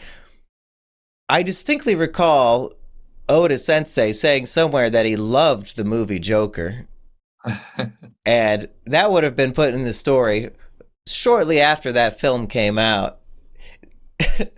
So speaking of improvising plot lines, is it also possible, because I don't know if there's ever a tease that this is an element of the story before then, is it possible he saw the movie Joker and was inspired, hey, let's have people whose society is so horrible all they can do is laugh about it like Joker did? That's the plot of that fucking movie, folks. He gets into trouble because of that laugh. It's the whole reason he had to kill those people. I think and with how it is in the film, as I recall, it's sort of like it's a nervous reaction, right? Maybe there's some type of philosophical thing to take here as well. Maybe the smile fruits, maybe they only just like how they say that certain people that take certain drugs, they have a predisposition to like schizophrenia if they use certain like acid or whatever, LSD, things like that. Like maybe there's something like in the smile fruits is simply just reacting with pre-existing like mental breakdowns that are already happening. Like, oh my God, our lives are horrible. This is the worst hell ever imaginable. And then it's like there's something in there that like just breaks their brains and it's not even what we've been thinking it is. Much to contemplate. But I would like to think that Oda definitely would lift from the greatest film of our lifetimes, Joker. Yes. The one that really brought us to culture where we are today. Do you think he'll be inspired by Joker too, and we'll get a scene of Doflamingo, aka Joker, get raped in prison? Well, I think Oda would probably say, well, that was maybe that was it implied. It's really open to interpretation, and then he would say the Joker 2 is just as good because it's really No, he it would be like not. I hope he wouldn't. Oh my God, I hope he had like an author's comment, like I finally saw Joker too. Then no other commentary about it, like that. Is that Kojima who does that with movies on Twitter? yeah, like, oh wow, so good. I saw whatever, so good, and then I saw I saw whatever, the Marvels, and that's all he said. Damn. Thanks for letting us know you saw it. What an asshole. Anyway, we have a lot more chronologically to get going, but we've already covered Ashura Doji and the fake Odin pretty good. Unless you have more commentary about all of that. Uh, not particularly because I kind of there was if I'll tell you this much. I'll just say when I got to the bottom of 1007, I was like, oh my God, top of mind, Odin's fucking back, dude. Yes. Yeah, I can't believe I didn't ask you in an hour and a half, did you fall for it? And I'm glad you did. I mean, it has to be, it was like, oh, well, things are not looking too good, but so let's get all the power we can get. Let's get all the strength we can get. And then Ashura Doji just slices Odin's face, like just slices a big chunk out of his face and no blood. No, then there was blood because then Kanjuro drives his sword about what appears to be like 3 feet through Ashura Doji's heart. And just the absolute tragedy of that, we all feel the same way. We wanted it to be Odin because we, like us as readers, were like, okay, yes, we did. We were there with the scabbards in that moment. We needed something because, like I said, like grabbing on the slide of the slot machine, just like, oh, come on, just a little something, please. And then the slot machine arm comes out and stabs you through your chest and kills you. That's what happens often in the casino. I can tell you that from experience. And the most evil gut punch is in the very same chapter we find out, no, it's not Odin back. But guess who is back? Orochi. Like, are you kidding me? We don't get any of our hero resurrections, but the villains could just pop right back in. But I think we did say, or it was brought up, I know, in some capacity from one of us, saying, oh, well, Orochi, we've known him to have the multiple Hydra heads. So, well, I was thinking, okay, well, I mean, that's like cut the bottom of the stalk or the root or whatever, right? That you're not going to have anything sprout from it. Well, not quite. At least I guess he, is against Kaido, and I guess that is something to, feel about. But then he just gets killed anyway, so it is what it is. Well, I think it adds to this theme of miracles and tragedies, where the samurai, they get to confront Orochi, and as far as they know, they got their revenge. Like, each one of them even gets their own neck to slice off. Like, that's pretty cool of Orochi to give them all the opportunity at their own individual revenge. Very cool. But the dramatic irony, which means something the reader knows that the characters don't know, folks at home, is that we know you can't kill this man by chopping his neck. We just learned that last chapter. And so they are going to go on thinking that the threat has been taken care of, and maybe it hasn't been. And now Orochi's starting fires that nobody can escape from up in the sky, because if you fall off like Luffy, you just land in the ocean, and if you have a fruit power, you're dead. And Orochi is basically, he's back from hell. He didn't actually die, and now he's dragging everybody else to hell with him, like literally with infernos to burn to death in the sky. Like, what a fucking spiteful dickhead, but that's his whole character. Now Kaido gets a taste, and everybody else here. Folks, very good lesson to learn here. Just because somebody who's a total freak happens to suit your needs for a certain amount of time, they're not to be kept in good company. Okay, like, so that's true. Learn that. It kind of goes along the same. I always tell people as well, like, don't negotiate with terrorists. You can't. You can never placate someone who is abusive or manipulative. That's just more fuel for their fire. And trying to give Orochi just some a semblance of power, a semblance of control, and something he could apply for his own desires to keep him in place while you're doing your thing, and then you can take him out. He's going to try to make you rue the day as much as possible. Kaido should have done some mythological investigating before. If he would have chopped him down the middle like he did to Kinemon, Orochi would probably stay dead from a severed spine rather than a severed neck.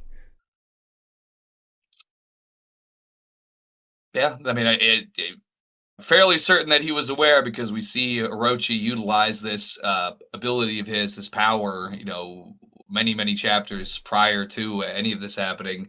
I guess Kaido in 20 years, I mean, whoever would have cut Orochi's neck, like, I guess he just didn't know the resurrection function of it. He didn't know that was thematically relevant to Wano. Oops. What a dumbass. Did we mention that when Monster Point Chopper, when he smacks Queen as vengeance for using viruses in this way, he makes him bleed? He's just going toe-to-toe with the third in command of Kaido's whole crew. A very, a good, I mean, I guess, you would think that, I guess that should have been going on this whole time, because he doesn't have these giant claws, but, yeah, I feel like, I mean, maybe he needed something that large to go up against in order to actually be able to utilize an attack that could draw blood, because otherwise he's probably just, like, squashing most of the things that he's fighting in that size, as big as a building and everything. But yeah, it's, we're all leveling up, we're all powering up. It's needed right now. I mean, even Nami gets an epic attack on ulti here that seems extremely damaging.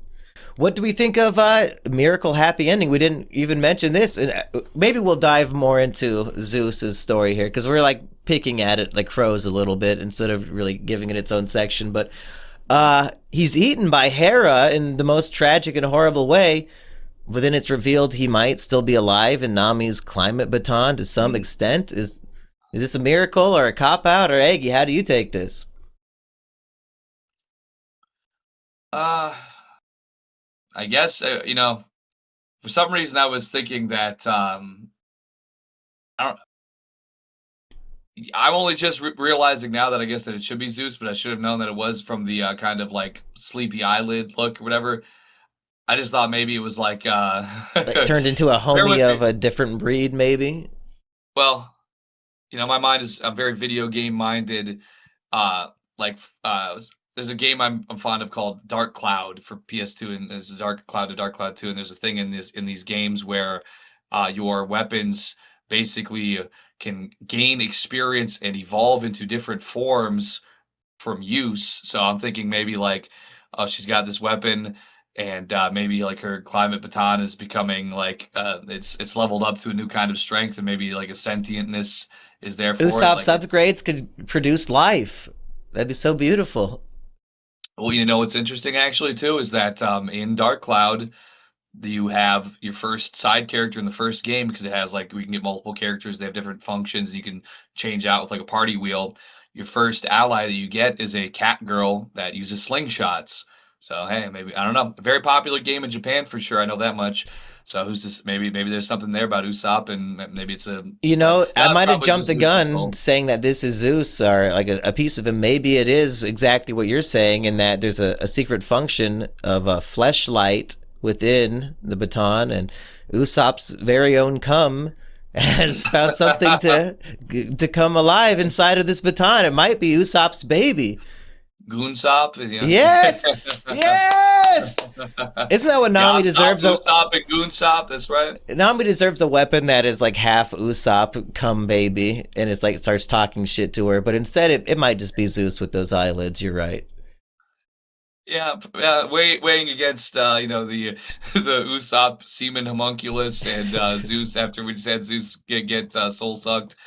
Yeah, Zeus might be maybe the betting man's choice there, but in any case, it's a good I like maybe one day weapons will evolve. I mean, it kind of was working with what Enim or Eminem or the blade of Zoro's that Enma. attacks Enma. Yeah, I'll never get it right, but I will one day.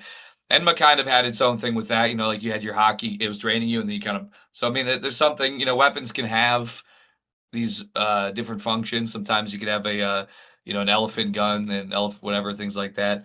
But yeah, it's probably just Zeus. Yeah, that's fair.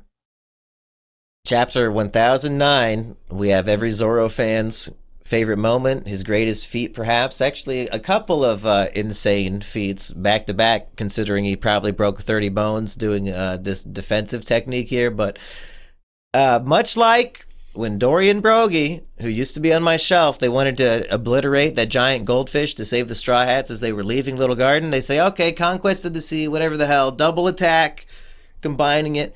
Here we have Kaido and Big Mom, two most powerful pirates alive, doing the same thing together to blow away and honestly just kill our 5 allied pirate heroes. And Zoro, somehow, 1 second of miracle strength here, a miracle endurance as well, is able to block it so that Law can teleport everybody to safety. Most powerful attack we've ever seen in One Piece, and fucking Zoro of all people is blocking it and breaking bones. And then still pulling out Ashura mode literally exactly 500 chapters after it was last used, I believe, against Kuma in was Sabaody before he got teleported away. I think if we look back to chapter 509 or 510, whatever it is, I think it's exact further evidence that Oda had a lot of seeds that sprouted and bloomed in volume 100, and it's just really unbelievable the more that we talk about it. I would say, I think probably if I was going to have a second top of mind, I think, 1009 here, from the Conquest of the Sea attack pretty much to the end of the volume here, or the end of the chapter rather, because the incredible defensiveness between Zoro and Law, the attack here by Kaido that I thought was exceptionally just kind of badass. It is what it is. With the taking his club and the Conqueror of 3 Worlds, like spinning it up like a giant, like Ragnarok! Yeah.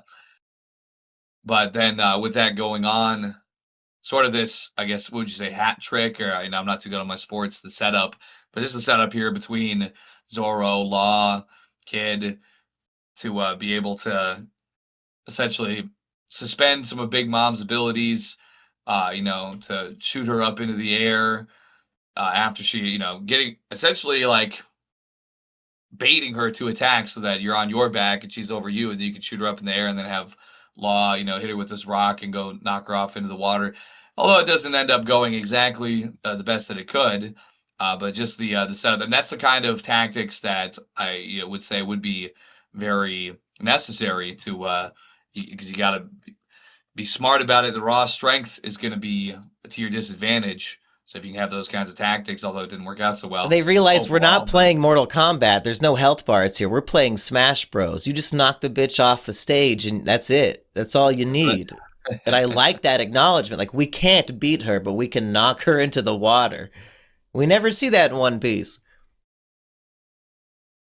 Turns out to have been the best strategy all along. I mean, I guess it should have been making sense to do that for a long time with And also, before like, using putting, you might have mentioned it, putting Zeus in a cage so that he can't go help her.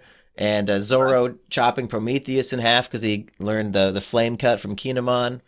It was all built up over hundreds and hundreds, but still, it is that might be more of a toolbox of okay, what can everybody logically do here to get Big Mom out, out of the picture just for a little bit, because then it's not going to work. And then it leads to Prometheus desperately wanting a girlfriend, and Big Mom then creates a being that rejects him. Like, what the fuck, you bitch? Are you kidding? That's literally not what I asked for. Well, listen, sorry, Prometheus cells. Okay, you don't get to just choose that somebody falls in love with you. You have to have a good personality. You have to have a good haircut and a good shower and just be yourself. Okay, you He's got to not figure it out, hot dude. enough and he's literal fire. Is that what Oda is saying? These bitches are, their standards are too high.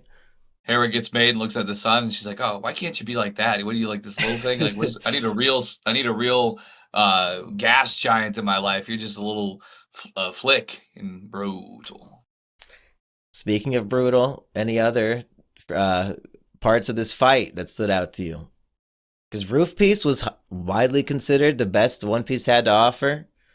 And there's the promise that Yamato and Kaido will fight on the roof again at the very, very end of this volume. So maybe Roof Piece Part 2 is in play.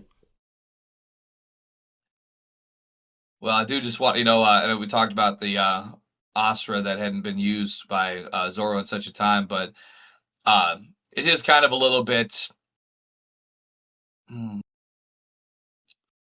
doesn't feel so good when he's utilizing every single thing, and then Kaido's like, well, yes, this is this is probably gonna like scar me, I guess, but yeah, you're annoying. By the way, Thunder Bagua, and now you're all dead. I'd be like, oh, dang, I probably I'm gonna bleed here for a second. That does suck. Damn. Anyway, you're dead. Did he You're first now a use it full to body defeat catch. Kaku, the the draft man, at Eni's lobby? That was that the last time you used it? I think, was that the first time he used it? Because Oh, I think he oh yeah, might yeah. be like, it Because worked it was one time and then failed twice so far. I think might be the pattern. So I wonder if it'll bookend with successes and like he'll use it on Mihawk or some shit and it'll work, or maybe it won't work. But I the wonder if it's implication not here is like that it's he's tapping into Conqueror's hockey, Aggie. Volume 100, we get definitive proof, perhaps, that Zoro is a Conqueror hockey user himself, Aggie. What's your take on this? oh my goodness, Zoro's actually going to be the real king of the pirates. I knew it all along. You know what? He's the Oh pirate Jesus Christ. hunter. The whole time he's going to kill Luffy as he becomes pirate king for the ultimate bounty and cash that shit in. It was the long con. He wants 5.6 billion berries.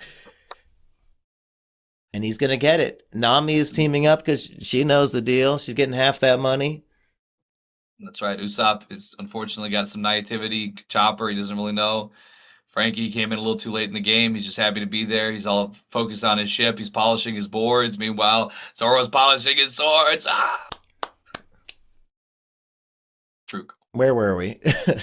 Chapter 1010, epic. There's lots of epic fighting here. Law gets hit by Thunder Bagawa, and he's still standing and fine to fight Big Mom. So I guess current Law is magnitude stronger than Act 1 Wano Luffy, which I mean, I don't know about that. Luffy defeated Doflamingo where Law couldn't. All these characters are just like getting way stronger without really earning it, I feel like, but it is what it is. Maybe it's just such, you can't even say it's such an intense moment that he's like steeled in, and because he was up against his personal life enemy of Doflamingo and he failed. How is he taking a Thunder Bagawa where Luffy couldn't? Well, what I could say is that in that one, did not Luffy take a direct hit, and I feel like the Thunder Bagua that was shown here, well, I guess maybe it was a direct hit on Law. Yeah, because I guess I take back everything I said about Oda being a genius. His power scaling is bullshit, so the entire story sucks. And really, I'm reading this just for the fights, and the fights don't make sense to me. So, Wano is Well, a here's what I C can tier say. arc. Here's what I can say. I looked here. I went and revisited. So it is somewhat of a direct hit here. But what I can say is that based on the way that it's drawn, he comes with like a clothesline, horizontal swing that seems to, the way that it's drawn, make contact with Zoro first. So maybe Zoro took the brunt of it. That's why he's in a horrible condition where he has to be full body casted. Maybe Law just got like the tip of the club or something like that, not as much of it, because it seems like he's depicted as going through both of them with Zoro first. So that's about, taking it back after I was saying last volume that the scientific dissections had gone out the window many, many volumes ago. Yeah, maybe we'll take one more for the team just for this instance. And this volume ends with Luffy thinking he's figured out how to advance his Rio technique of piercing Haki damage and combining that with even Conqueror's Haki. And that's like the something that even Hyogoro couldn't have taught him because he doesn't have Conqueror's Haki. So he had to figure this out on his own with battle smarts. And he says, hey, Zoro, Law, everybody go ahead and retreat down to the lower floors and help everybody else out. Kaido 1v1, I got this. I literally figured out the secret. Don't worry about it. Then maybe I'm wrong. I feel like we don't see Luffy versus Kaido for the next 3 full chapters, and then the very next thing we do see of it is Luffy's been defeated off screen and tossed into the ocean, and Kaido's like, damn it, why didn't I decapitate him? Now they're not going to believe me and they're still going to have hope. I'm a fucking idiot. And he also says, and we are skipping ahead a bit, but we need your take, Iggy, almost 2 hours into the podcast. Kaido says to Luffy's corpse, you couldn't be Joy Boy either. What's he talking about, Iggy? Who else was supposed to be Joy Boy and couldn't? Well, I guess perhaps the most immediate thing that we should consider would be Ace, because Ace was, sort of like this trailblazer that Luffy's kind of, unbeknownst to Luffy, really, I guess. Well, maybe knows some of it, but in any case, coming in behind him now in his footsteps, and then, obviously Ace being dead. Because you can say like maybe Gold Roger or something like that, but I don't think so, because Gold Roger seemingly. No, he didn't have contact with Joy Boy, but I feel like where my mind went to was that Ace would be the likely one that is being referenced there, with him not being around anymore and having maybe the best chances with everything that was going on with him to be fitting this role. I'm going to throw some ideas at you, and I want your take on them. And Okay. maybe I don't even remember what the right answer is, but what do you think of this? What if it's Kaido's self-regret? What if he wanted to be Joy Boy and failed, and that's why he became an alcoholic piece of shit like he is today?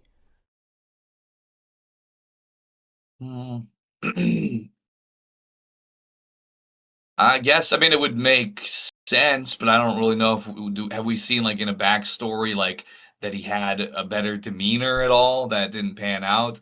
I just don't know if there's enough there for me to work with, because obviously he's very Well, is unjoyful. that not is that interesting, Aggie, that we are over 100 chapters into Wano, the biggest arc yet, and the main villain has not had a backstory yet? Is it coming? Well, I should hope so. I Yeah. think we pretty much always get some kind of backstory here for the most part, so We at just least we know have like all his something evil deeds, but we don't know why he is the way he is. Is it coming in Wano? I mean, you say it better be, but is it? Or does he just get to be a bad guy for the sake of being a bad guy? I I guess not everybody's so deep, but I feel like, considering what we're talking about here about, his kind of demeanor, I think that Oda should have a backstory for him to help us. And maybe it's going to take a little bit more here because he just basically killed Luffy. Everyone's in horrible disarray. Big Mom is fighting Eustace Kid and Law, right? I think that we're in a point where there could be an inflection moment coming soon, but I think that it's going to maybe be a little bit further out, because we're going to presumably have Luffy getting rescued or coming back into the picture somehow. And I think that maybe the flashback would just probably directly precede Luffy getting back his wherewithal to go and face Kaido again, because I think it kind of tracks, maybe historically speaking, at least over the last few arcs, that there's like they kind of come into, they're getting into it, boom, oh, there's something, the kind of some space is made for whatever reason, whether that's in this instance Luffy being defeated or whatever's happening that's sort of a hindrance for the moment, and then sort of this hindrance kind of creates a little bit of a space and an opportunity for some greater juxtaposition, some flashbacks, Expositions. exposition, yeah. Now, but I will say there is precedent. It took us about 100 some odd chapters to build up to fighting Crocodile, and his ass never gets a fucking dramatic flashback, tragic flashback. He's just a villain because he loves it. And maybe they're saving his flashback for later on when it's revealed that he's actually Luffy's mom. Fingers crossed, folks. And Eggy actually just had a brain blast moment when you mentioned that Law joined the fight against Kid and Big Mom. Because about an hour ago in the podcast, I got so distracted glazing Oda and how far ahead he planned shit that I forgot to even complete my thought of how I was planting seeds for you long ago when I asked you... Trafalgar, Waterloo, Waterloo, Trafalgar, these battles of our beloved Joaquin Phoenix character Napoleon, and who would be a good matchup for this guy? Well, Big Mom's hat is named Napoleon, so it's a double pun. Big Mom against Kid and Napoleon against Trafalgar Waterloo.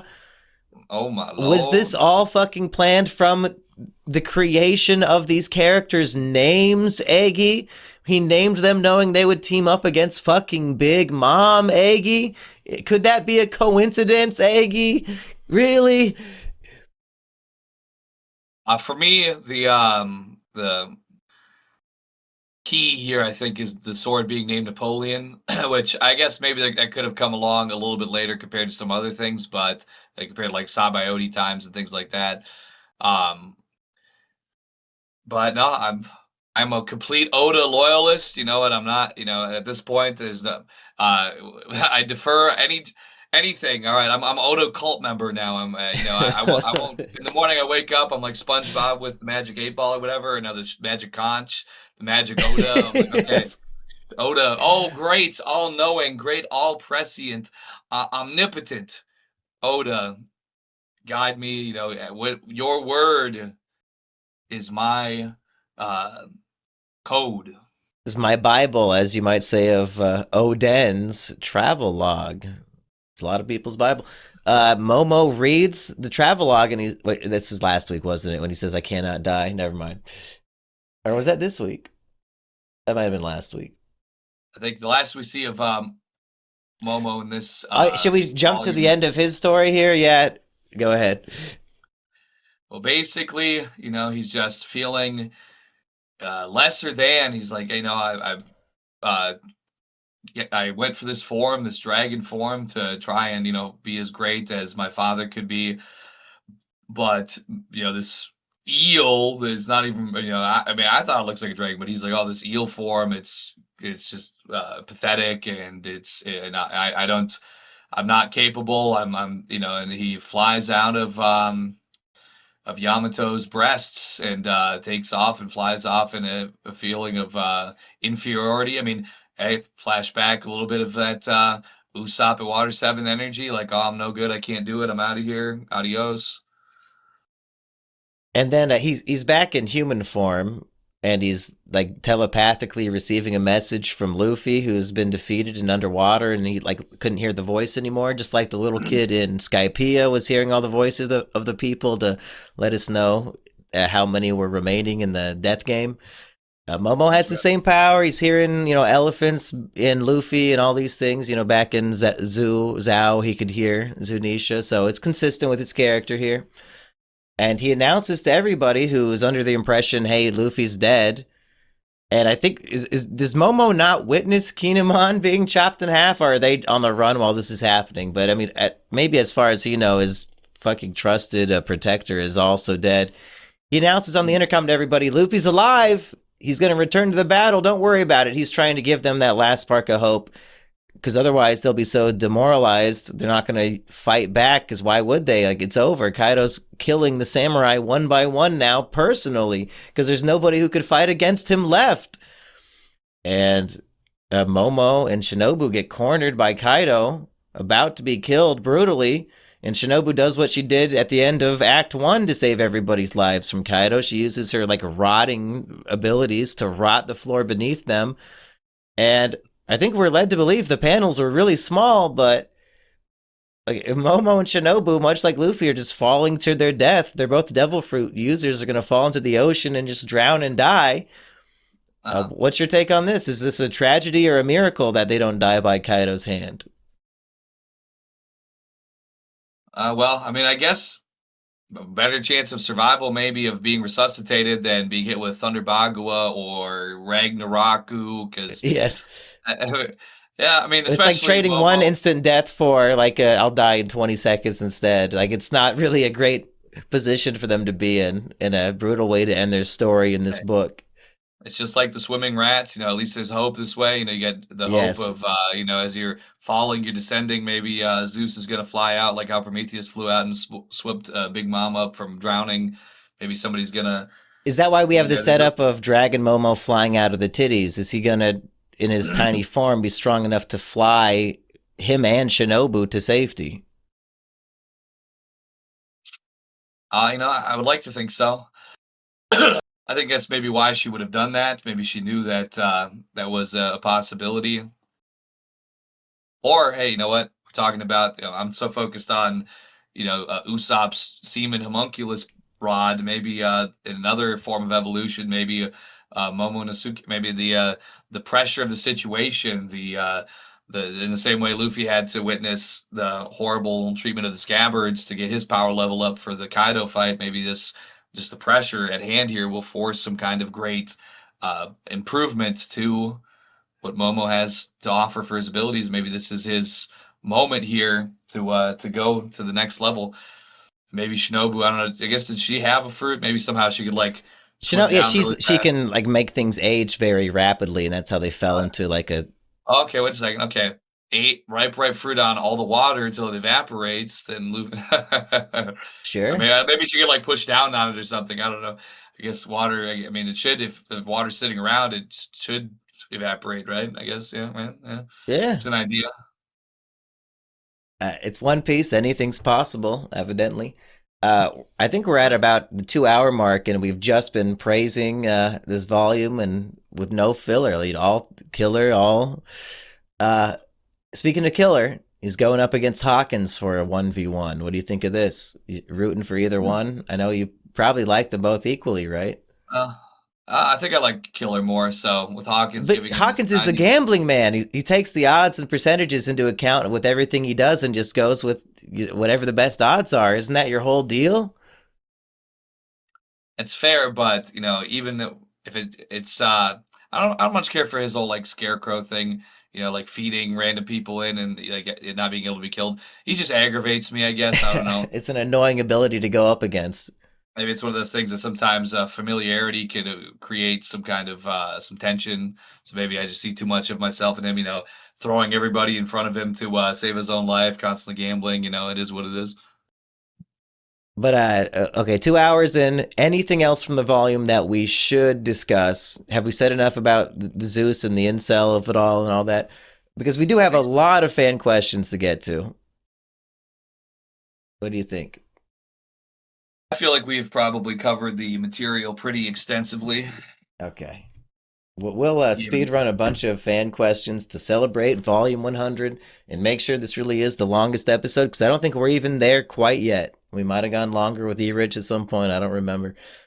Sad Hippo wants to know, what character are you most excited to see return / character you haven't seen yet but heard of? Well, I guess to be honest, at this point, I don't think there's anybody left of like the quote unquote cultural osmosis. I feel like anybody that I've been I don't think there's anybody out there that I've heard of that I haven't seen. I guess I'll be fair, to be honest, I'm aware of that there's something in the future called Egghead or something like that, but I don't really know anything That's about kind of the premise of our podcast, yeah. So, I guess I could say that maybe I'll be interested to see in the future, but I've always quite enjoyed the people on the Bharati, because I'm like to eat food, I like cooking, and I think those are the premier, chefs of the story as far as I'm concerned.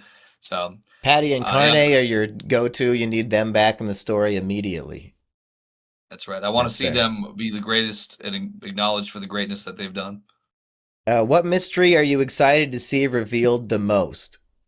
What's up with that Void Century? I gotta know. That's one thing about it since that was introduced. It's definitely been on my mind because I feel like in our own world we probably have had our own Void Century here or there. Yes. Too much hidden history. I need to take those red pills. I need those reveals. I need all of it. Give it to me. Oda must be saving that for the very, very end because it is going to be legitimately red and black pilled with real life history, and he knows somebody's going to shut him down as soon as that shit gets interpreted. So it's like, okay, I'm going to save everything for like a 200-page final chapter That's and drop it and then go into hiding. We can right. only hope. And then Dead Dog, ooh, good name for this podcast lately. He wants to know, how do you think Buggy will return to the story? Well, let's see. At this point, I mean, we just had, I mean, the dissolution of the warlords. So he's on the run now. He's got to figure out what he's going to do about that. Um, I could see maybe whoever the secret leader of the world is that's ascending this throne. Because right now we have Kaido and Big Mom. I don't think it's a good time for him to kind of try and like come and join up under them right now. I think they got enough on their plate. There's enough that's in motion already. So I don't think him showing up would be great for him right now. But we know he's a brown noser, no pun intended. He needs somebody to give him some protection because now he's a wanted man. I think something along those lines, or like maybe trying to go kiss some butt and Marijoa. That's where I think that I would probably see him trying to pull back up is something along those lines. Because what else are you gonna do? I mean, his crew. I mean, I guess last thing we heard of him is he's being said, "Oh, your warlordship is revoked. You're a wanted man now." He's just figuring out how he's about to dump his crew and just get out there as soon as possible. Looking So out for number one.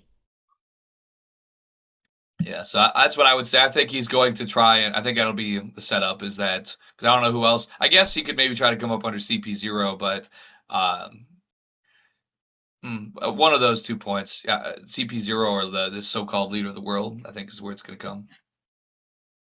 Uh, Pre-time skip was about 600 chapters, and now post-time skip you've read over 400. So you have a good dose of both. Uh, Mhm. Khan wants to know, do you prefer pre or post-time skip? Uh, they both kind of have their qualities to me. I feel like mm, I might have in the same kind of way that let me think here. Like once upon a time, we had like YouTube back in the day, like the first YouTube videos that were out there, people was walking around, they're dancing in the alleyway or whatever, haha. And we have this great memorable YouTube videos from like 18 years ago. And nowadays, people are putting in 1,000 hours of editing and shooting, buying entire islands or whatever and stuff like that. And there's some memorable ones there as well. I feel like that's kind of how I feel about pre and post time skip is that there are to me equally impactful because it's where we were at in the story. I didn't come in right now with volume 100 and compare this to what happened back then. They're just fighting each other in a village somewhere, blah, blah, blah. The buggy balls were blowing up a building, and that was the most destructive, crazy thing. Oh, my goodness. It wasn't even his devil fruit either. Like he has a better weapon than his fucking fruit. Yeah, exactly. So to me, that's it's what is relative at the time, and I think that Oda has consistently had relatively great things for each bit of this. So that's just I don't want to say like because it's kind of a cop out. In a way, I could maybe appreciate because I like simplicity. I'm a simple-minded person sometimes. I do like the pre-time skip for that reason, but the post time skip just has so much more to chew on that I feel like probably the post time skip is the better objectively bit part of the story. I think it would chart higher, score higher objectively. But I still have a soft spot for pre time skip, so I'll give it to post time skip. And I think the further it goes, the better and better it gets, and it is building off of everything that came before it. Like we've been saying this whole time, like this this material better be the best because it's building on everything that was already great, and it just keeps getting better and better. I suspect the final arc is going to be so objectively 11 out of 10 SS plus plus tier, amazing chapter to chapter, constant reveals and revelations, and thousands of chapters of seeds being planted for a blooming blossom on every single page. Oda's got some big fun ideas to complete, and I think everybody will have to agree, like, post time skip, when it's all said and done, will be objectively better, just because it has so much satisfaction is the word. And I think, Right. yeah, pre-time skip has all the nostalgia because we mostly, I mean, other than, Aggie reading it now, I mean, a lot of us probably experienced those parts when we were kids, and it is really funny and lighthearted. But in terms of storytelling, I mean, there's so much dense lore packed in like crazy, really unlike a lot of stories I've ever read. So I guess it really just depends on what you're looking for. If you want simplistic storytelling and like themes, being properly put through the ringer, of course, but there's just so much going on, and it's all working in synchronicity with each other, that it's like a juggling act that is so impressive you have to give it its flowers. Yeah, and not to mention, yeah, like the fact that we're still open ended on post time skip. This could go on for another 10 years, so it's like at that point, it's definitely the scales are tipped. Right now, we're kind of at that halfway point in our reading, but generally speaking, though, it's going to end up being bigger and better. And it's not even impossible that there will be another time skip. And like, we're coming up to the point where post time skip is as long as pre time skip. And what if when we hit that point, it's another 2 to 5 to 10 year skip into the future? And then it gives us another 600 chapters for Act 3. Like, we're at a point in time, we have to think fourth dimensionally. We literally don't know what will happen in the future. There's no way of knowing. Only Oda knows. We might be in Act 2 of a 3-act story called One Piece, folks. That's right, Act 2 out of Act 5, in a 50-year story. You knew that AI would be invented to help him in Act 4 when he gets to Chapter 2000? He's gonna be the first man to do the Futurama head in the jar, so he can keep on instructing his AI robots on what he wants. Oda, I'm not going to live that long, brother. Please, I thought this was built... This started publishing 2 years after I was born, just to make sure that I wouldn't age out of it and die before the ending came. So please, Oda, please finish it. That's right. Anyway, next question. I forgot we were doing that. Kyo says, what character is next to die, and how do you think they will?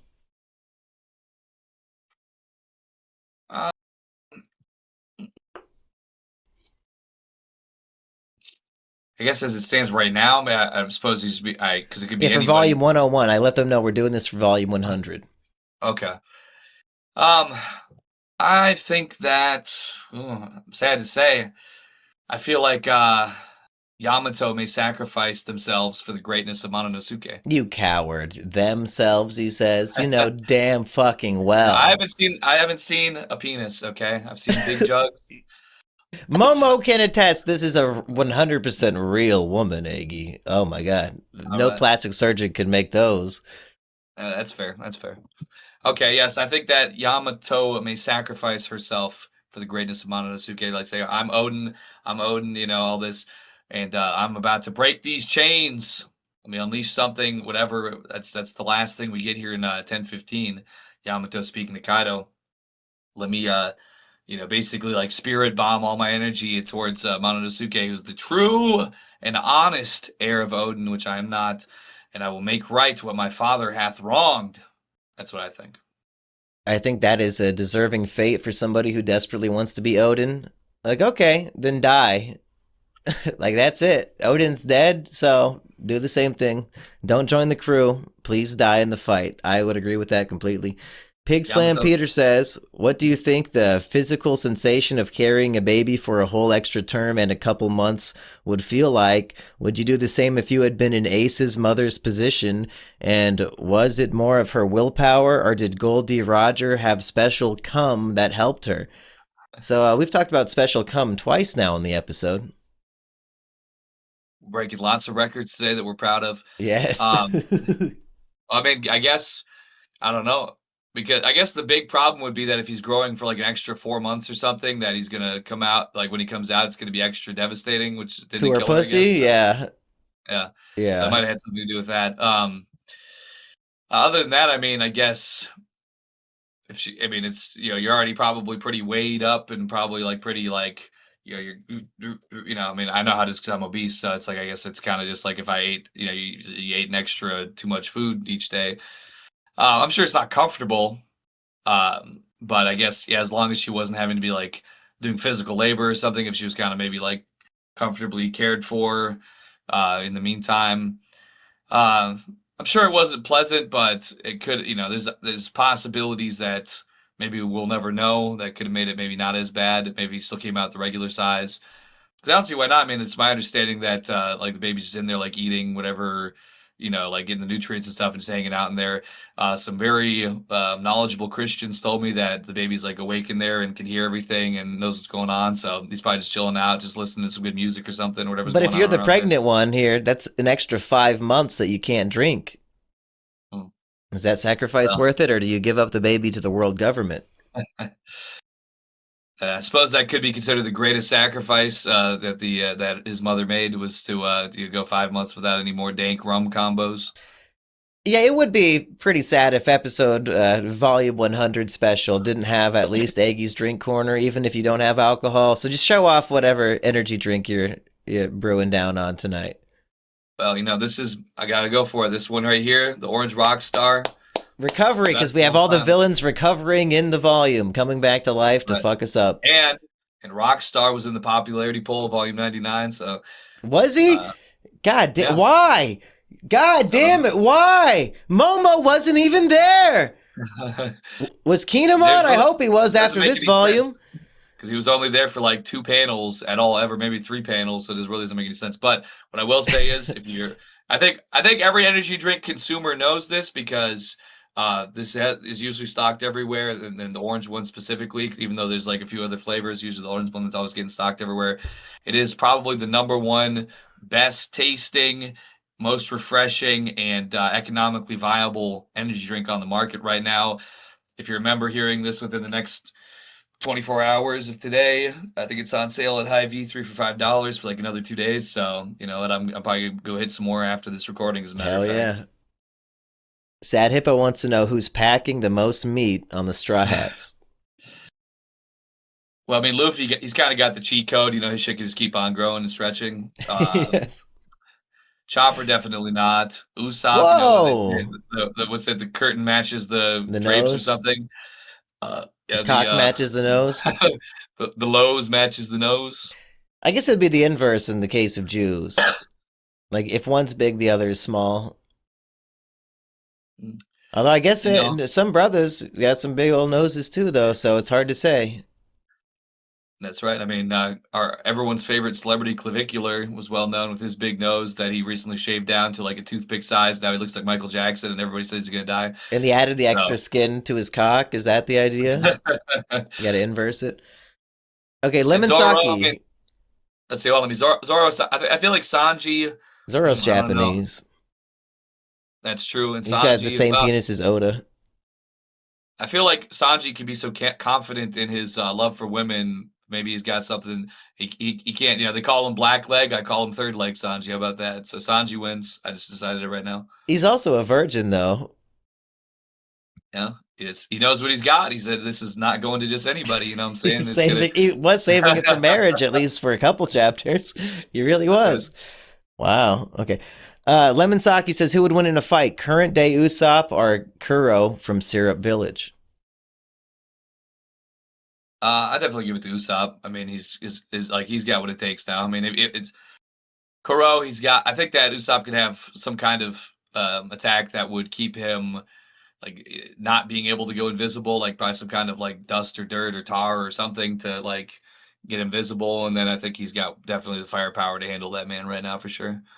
Even just one of his like giant man-eating plants would probably be enough for fodder Kuro at this point.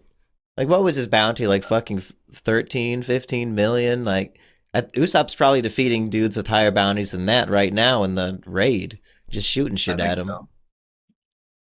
Yeah, I would say so. Khan says, "What's the biggest spoiler you've gotten?" I guess to be honest, probably. I mean, just at this point, the like knowing that there's something called Egghead Island. That's about it. Because I mean, like I don't know.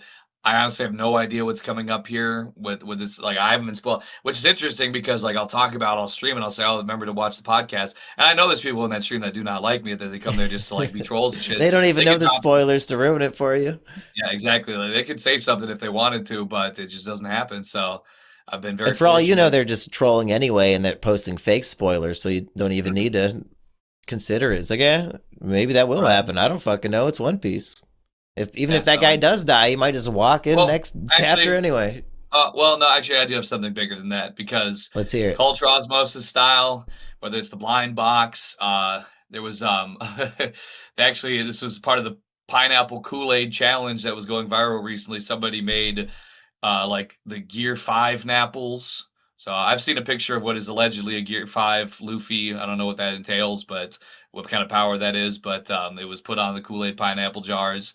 It was put on the back of the blind box that I got you for your birthday last year. And that would be like if you saw a picture of like Gear 4 Snake Man Luffy. It's like, I guess it's technically a spoiler, but like, would that have ruined the story for you if you saw a picture? Like, who gives a fuck? It doesn't matter, you Yeah. know?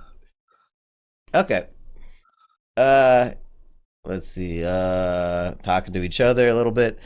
Dead Dog says if Zoro, Sanji, Frankie, Usopp, Nami, and Jinbei each had a devil fruit, which one do you think would suit them best? And I think Oda answered this in the SBS recently, but if you have ideas. So let's see. With Nami to start off, I mean, she's all about that money. Uh, I would say if she could like, what's there's like I don't know, like some like King Midas, like the Midas fruit or something like that. Like you can like turn something into gold. I swear that's got to be a plot of one of the fucking movies. If not, then I'm crazy. I thought there. So hopefully that is a fruit that's even not canon that she could have. Frankie, I think that he would have like the like handy fruit. Like he can just like immediately like he can just like put his hands down on like some raw materials and just have something like immediately be assembled or fixed in like seconds. I don't know, like it's just something like that. Or he could like wipe or he could like damage something. I don't know. I guess I think the assembly part would maybe be more to his liking than just like repair. Like, 'cause, I mean, what's if you could just assemble stuff over and over again, kind of like in the same way, not too different maybe from what Kid has with his like robotic structures Oh that yeah, he should just have the magnet fruit. He can just build so ships and stuff with by thinking about it, like Magneto. yeah, so something along those lines, like maybe the yeah, I don't know for some reason like I guess handyman. So the handy fruit is what I think of, because if Robin doesn't have handy fruit, and she's doing all what she does with her arms and hands, then That's fucking the that's Hana handy, Hana fruit. I think it means flower. right? You see Zorro. I mean, he should have like some kind of Max Payne, Beautiful Joe, like slow down type stuff. Recovery. Oh yeah, that too, I guess. But Well, Max Payne's always taking his pills to recover health. I mean, oh, maybe that could be like maybe he could have like some vampiric stuff, like he slices with his blades and like the damage he inflicts like gives him power. I don't know, 'cause I mean he's a pirate hunter. He's hunting. He's the bad guy killer. So maybe like there's something to say about that. Like he could draw from the power of the bad to like help the good or something. I don't know. Yeah, if we're trying to, or if we have to pick fruits that already exist, I think that's what Rouge's fruit does, like some sort of karma fruit, or like the damage I take, I could dish out Oh yeah, tenfold. Like if Zoro takes a lot of damage, so and he kind of just does that power naturally in the narrative anyway, but I guess it would fit him pretty good. and then Sanji, considering that he's pacified by women, maybe he could have like some kind of pacification like fruit as well. Like maybe he could how would I put it? Mm, I feel like there's some type of way that maybe it could even be like a pacification in the same way of like so in World of Warcraft, there's a rogues have something called sap, where essentially like they can come to you, and if you are not actively in combat with them, they can incapacitate you for like 30 seconds. And if you're attacked at that, like any damage you take would like break the incapacitation, but it's like so it's kind of like a confusion, misdirection. So maybe if he's pacified by women, maybe he could like I don't know. Maybe that's not so fitting for him. It could be like with his words, maybe like his he's a very romantic guy, so maybe you could have like the poem fruit or something like that, so that you can like uh maybe put you into a trance with his words. I don't know. If we're trying to take away his disability in combat, I'd give him the hormone fruit so that he could just turn a woman into a man without harming her. Oh, actually, okay, that's a good idea. Actually, that's a good one. Yeah, being able to like And if change he somebody's wants sex. to get down to clown with Zoro, he just make Zoro a sexy woman. And they don't have to fight so much. Get a stress reliever for both of them. Somebody So make it true. happen. Dead Dog, I think I know the answer to this, but he says, where do you rank One Piece among your other favorite manga? It's absolutely number one. I mean, there's no doubt about it. Even just like well, the length that we've read so far aside, but I mean, just the quality is exceptional constantly. Nothing else even comes close, honestly, just to keep it real. Like, even the stuff that I like, reading it or rereading it compared to One Piece, it's like, oh, yeah, like, it just does not measure up at all. It's absolutely far and above the best. Pig Slam Peter says, do you think Ace had Blackbeard derangement syndrome? I think I feel like maybe he saw Blackbeard for what he was more than most, or More maybe than maybe Whitebeard was more willing. so. Yeah, exactly. Because I mean, really, when we kind of get an inclination from the backstories that we've seen that Blackbeard was not quite right from kind of early on, like it should have been kind of apparent.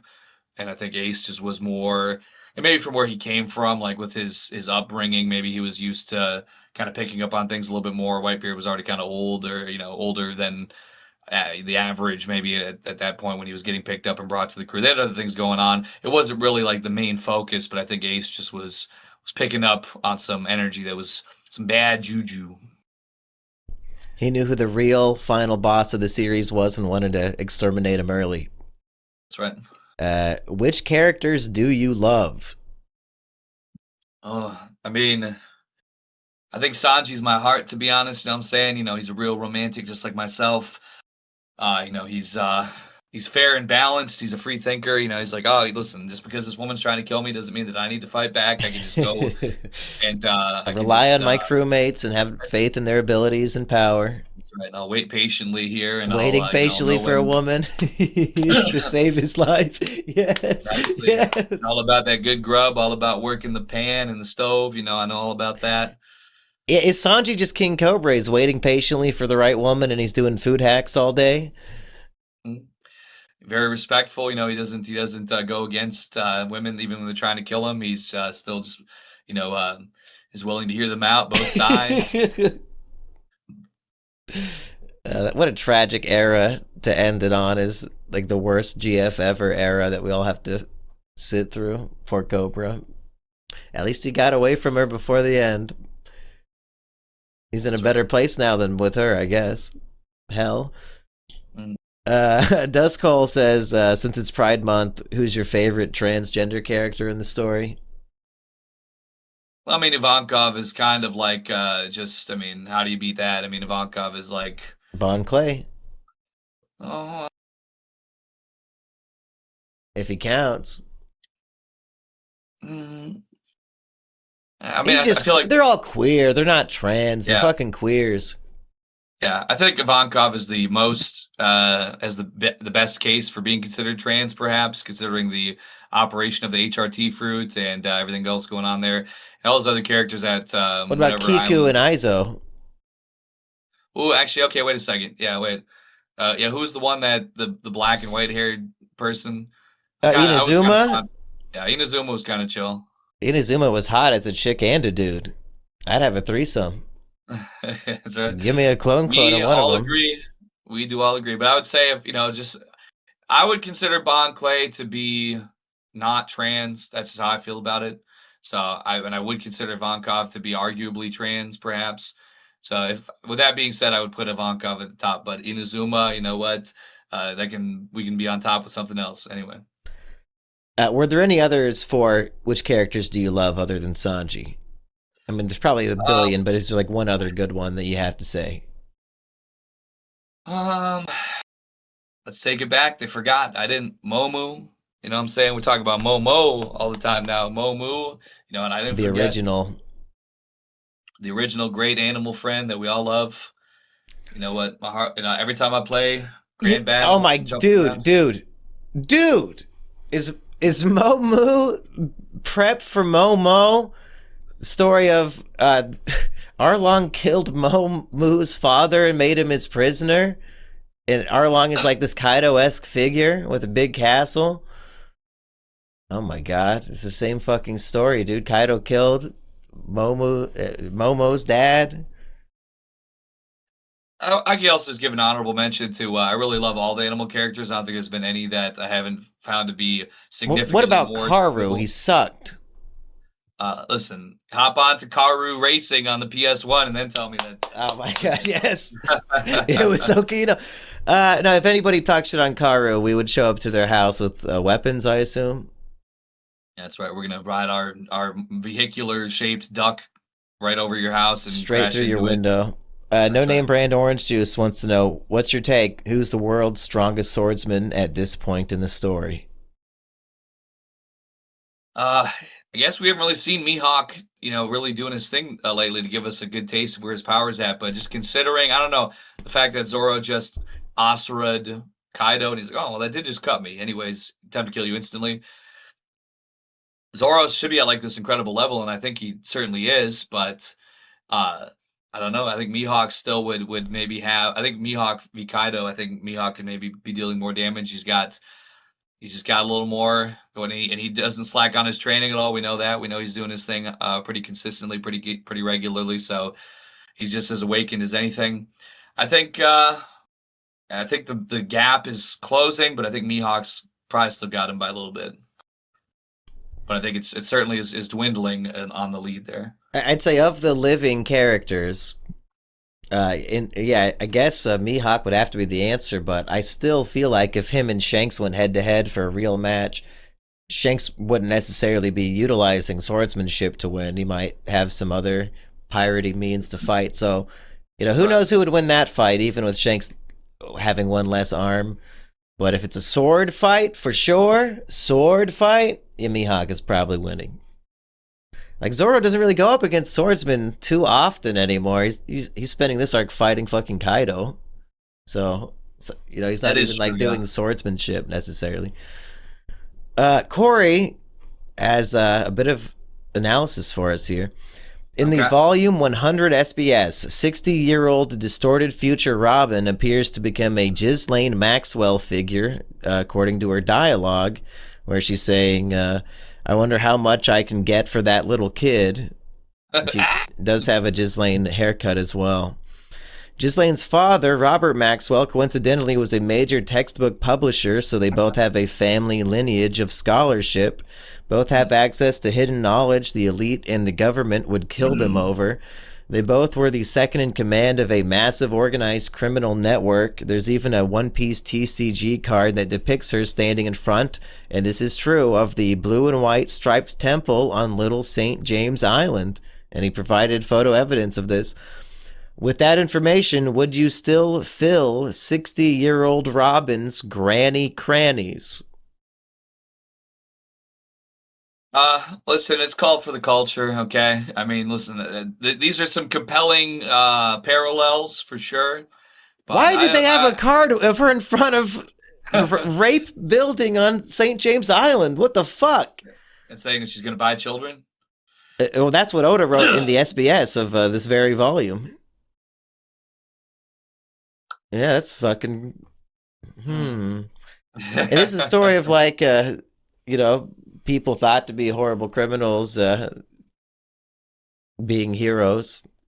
But some strange parallels here. I guess that mean if you would fuck 60-year-old distorted future Robin, does that mean you would also fuck Ghislaine Maxwell in the modern day? We take all the all the baggage aside. We're just going physicality. You know what I'm saying? I think they are both on that gilf business. I'm just saying. I mean, look up, Ghislaine Maxwell 20 years ago. I mean, listen, she's sitting pretty. That's all I'm saying. A monster should be killed. Should die right now. I should go do it right now. But If she's fucking Aggie, she's not fucking a kid. So he's taking one for the team, folks. exactly, a He's a corrective hero. discipline. He's the Batman of sex. Okay. That's what me and Third like Sanji have so much in common. It is what it is. We're doing the things that other people they don't want to do it, but we're willing to let our pride to the side. She clearly has an insatiable sexual lust that needs fulfilled by whatever is within her vicinity, so somebody has to do it. Toasty says pork chops, rum, and old sailor's tales in a dingy seaport tavern with Gold Roger, or margaritas and roulette in a tropical casino resort with Nami.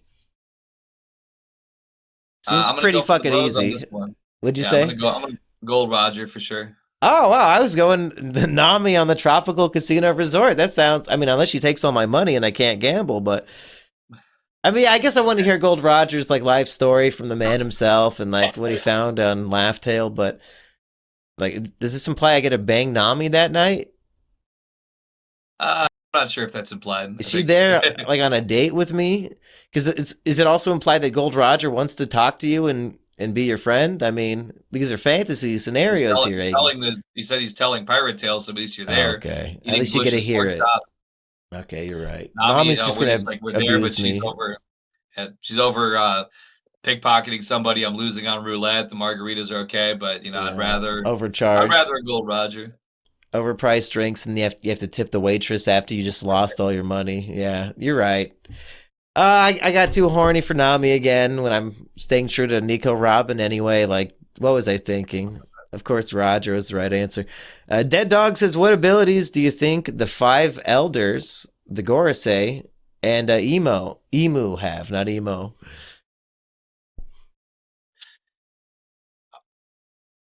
I mean, honestly, you know what? Here's what I think. I think that they have pure political power. I think that's the red pill here. None of these people have any devil fruits. They have no combat ability. Just through sheer manipulation, blackmail, political sabotage, espionage, subversion. I think that's how they gain their power. I think that is a very Kino idea, and I would like to see that play out.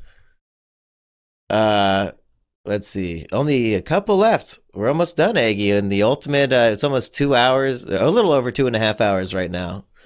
That's right. Let's see. Guns, Beer, and Freedom says, Aggie, what is the best and worst devil fruits for everyday life? Well, I feel like for everyday life, the magnet fruit. I mean, you're basically just gonna like blow up anywhere you're at trying to use that. It could be cool in a pinch. When the FBI comes in to destroy your or to look at your computer, you could like magnetize your hard drive and delete it. Well, I mean, that is my everyday life, but I think generally speaking, everyday life, it probably is not so great. And maybe I don't know, the garb fruit. You could be coming out stylish. I mean, especially right now, you could become a great fashion influencer. Yes. Fashion Keenemon's influencer the fucking chat again. It all comes back to Keenemon. That's right. Just make yesterday they released new UFO footage. All right, they'll garb me up in a brand new UFO suit or whatever, except make it stylish and not a tacky Halloween costume. Boom, go on TikTok, get a couple moves, Zoolander style. Yeah, as a guy who runs a merch store, what if you could just turn fucking staplers and like or staples themselves or like a piece of yarn into whatever merch you want, just ship it, you get the full profit, don't have to give 80% of the money to some shitty Korean factory full of children. No, Aggie's a one-man merch shop. And he can make a new shirt on the fucking fly, whatever design you want. He's like human AI, but it's real art. That's right. Okay. And what would be the worst to have? Flame fruit? Yeah, to be honest, yeah, even that would be worse than magnet fruit. No, thank you. Would magnet fruit work on a can of beer? Magma fruit? No, magnet. Could you like get a beer from Oh. the fridge? Okay, yeah. Well, then I'd have to have it open though. Otherwise, like the whole fridge is gonna fly through the wall, unless you You get have to control your magnetize the door to powers. open it. I'm sure there's ways to awaken it that and I do eat a lot of things that come in metal cans and also drink a lot of things that come in metal cans. So And that's it's pretty implied that he cannot be defeated by bullets. So, like, you could just walk into the police station with a flamethrower and they can't do anything to you. That's actually kind of cool.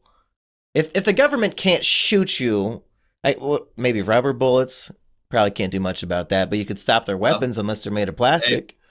bombs are probably made out of metal, so that's a pretty good idea. Well, if you test it and it doesn't work, it's nice knowing Right, Aggie. right. They're just gonna drop bombs like around me instead of on top of me.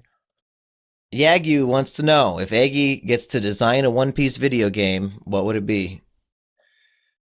Well, I know we talked about this a little bit before. There was like some Game Boy Color one that was, but there was like a translation project working on it, and this game was kind of like almost a like a Final Fantasy Tactics type of no, maybe it was worse like a Final Fantasy type of game in general. But you basically had like every character, maybe even like a little Pokemon esque because it had like 50 different characters that had existed even like from the movies and everything up to that point, and they all had like a move set that you could use to do certain fights with certain boss battles. I would like something like that. I would like something that was more maybe like a like RPG based. I guess you could have it be sort of like a little I guess what am I trying? There's a game called Siralim that I'm sure most people have never heard of, but essentially it's a game where you like spawn different kinds of monsters. So it's like Pokemon esque combined with Monster Rancher esque. I would like there to maybe be something, and it's got like a dungeon crawler, RPG, treasure hunter, all these different things kind of combined. And you could go. I think my cousin last time I checked in with him, he'd been playing it still for several years. I think he was on like level 5,000 or something, and it even was going on further from that. So it just keeps on going for like pretty much forever. So I don't know if you'd want that exactly. I don't think any One Piece property or license owner would want to do something that autistic, maybe. But if you could get like kind of like how we were talking with that Muji or Mugen or whatever, Yeah, where you get Mugen. it's like a fighting game that's got like a million characters.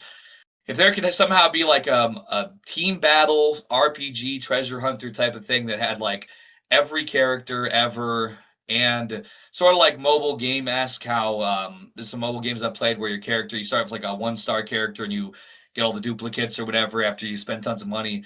You eventually get to like the 5-star character, and along the way, as you progress each star level, you get like a cutscene, you get like a few minutes of like cutscenes and story, backstory, and stuff like that.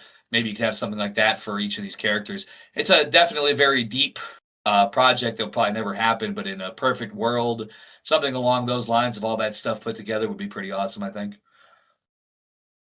And our last one. Which Straw Hat members would you like to see get a second flashback like Sanji did during Whole Cake Island? I think Usopp. Yeah, I'd like Usopp. Because I mean, we got Nami pretty deeply. Zoro. I mean, we really haven't had a great. Well, we had the one originally, but I think Zoro and Usopp, Nami. I think that's kind of spoken for. Luffy, I think is kind of spoken for at this point. Chopper, So I think I would say maybe Frankie, but primarily, I think Usopp and Zoro. I would say. Okay, and that's it for the questions, Aggie. Any final virgin predictions of what you would like to see in Volume 101? I'm pretty. I kind of after I mentioned it, I'm feeling a little bit bullish on Yamato possibly being on some sacrificial business, or at least utilizing a big. I think there's going to be Mononosuke is going to be on some, or he's going to be reaching a new level. I think Luffy's going to be saved. I think possibly Yamato is going to sacrifice, or at least it's going to be very close. It's going to get to about the nitty gritty, the last thread, something like along those lines of all that stuff. I feel like is on the way. Anything else we need to say at the end of our chapter or Volume 100 extravaganza, Aggie? Well, I'm just happy that I am healthy enough that I was able to sit here for the whole thing without coughing my brains out because Yeah. today was like the first day that that was possible. Hell I'm yeah. happy to be back from my life-threatening illness to continue on to enjoy this wonderful story and hopefully 100 more volumes to come, people. And Woo! you know what? I would like to be convinced that a volume will be so good that we'll even beat this length of podcast one day, because we genuinely talked about it for over 2 straight hours and just had so much to say. And when we start going weekly, Aggie, should we then every time the new chapters compile a volume, give each Uh-huh. volume its own read through and review?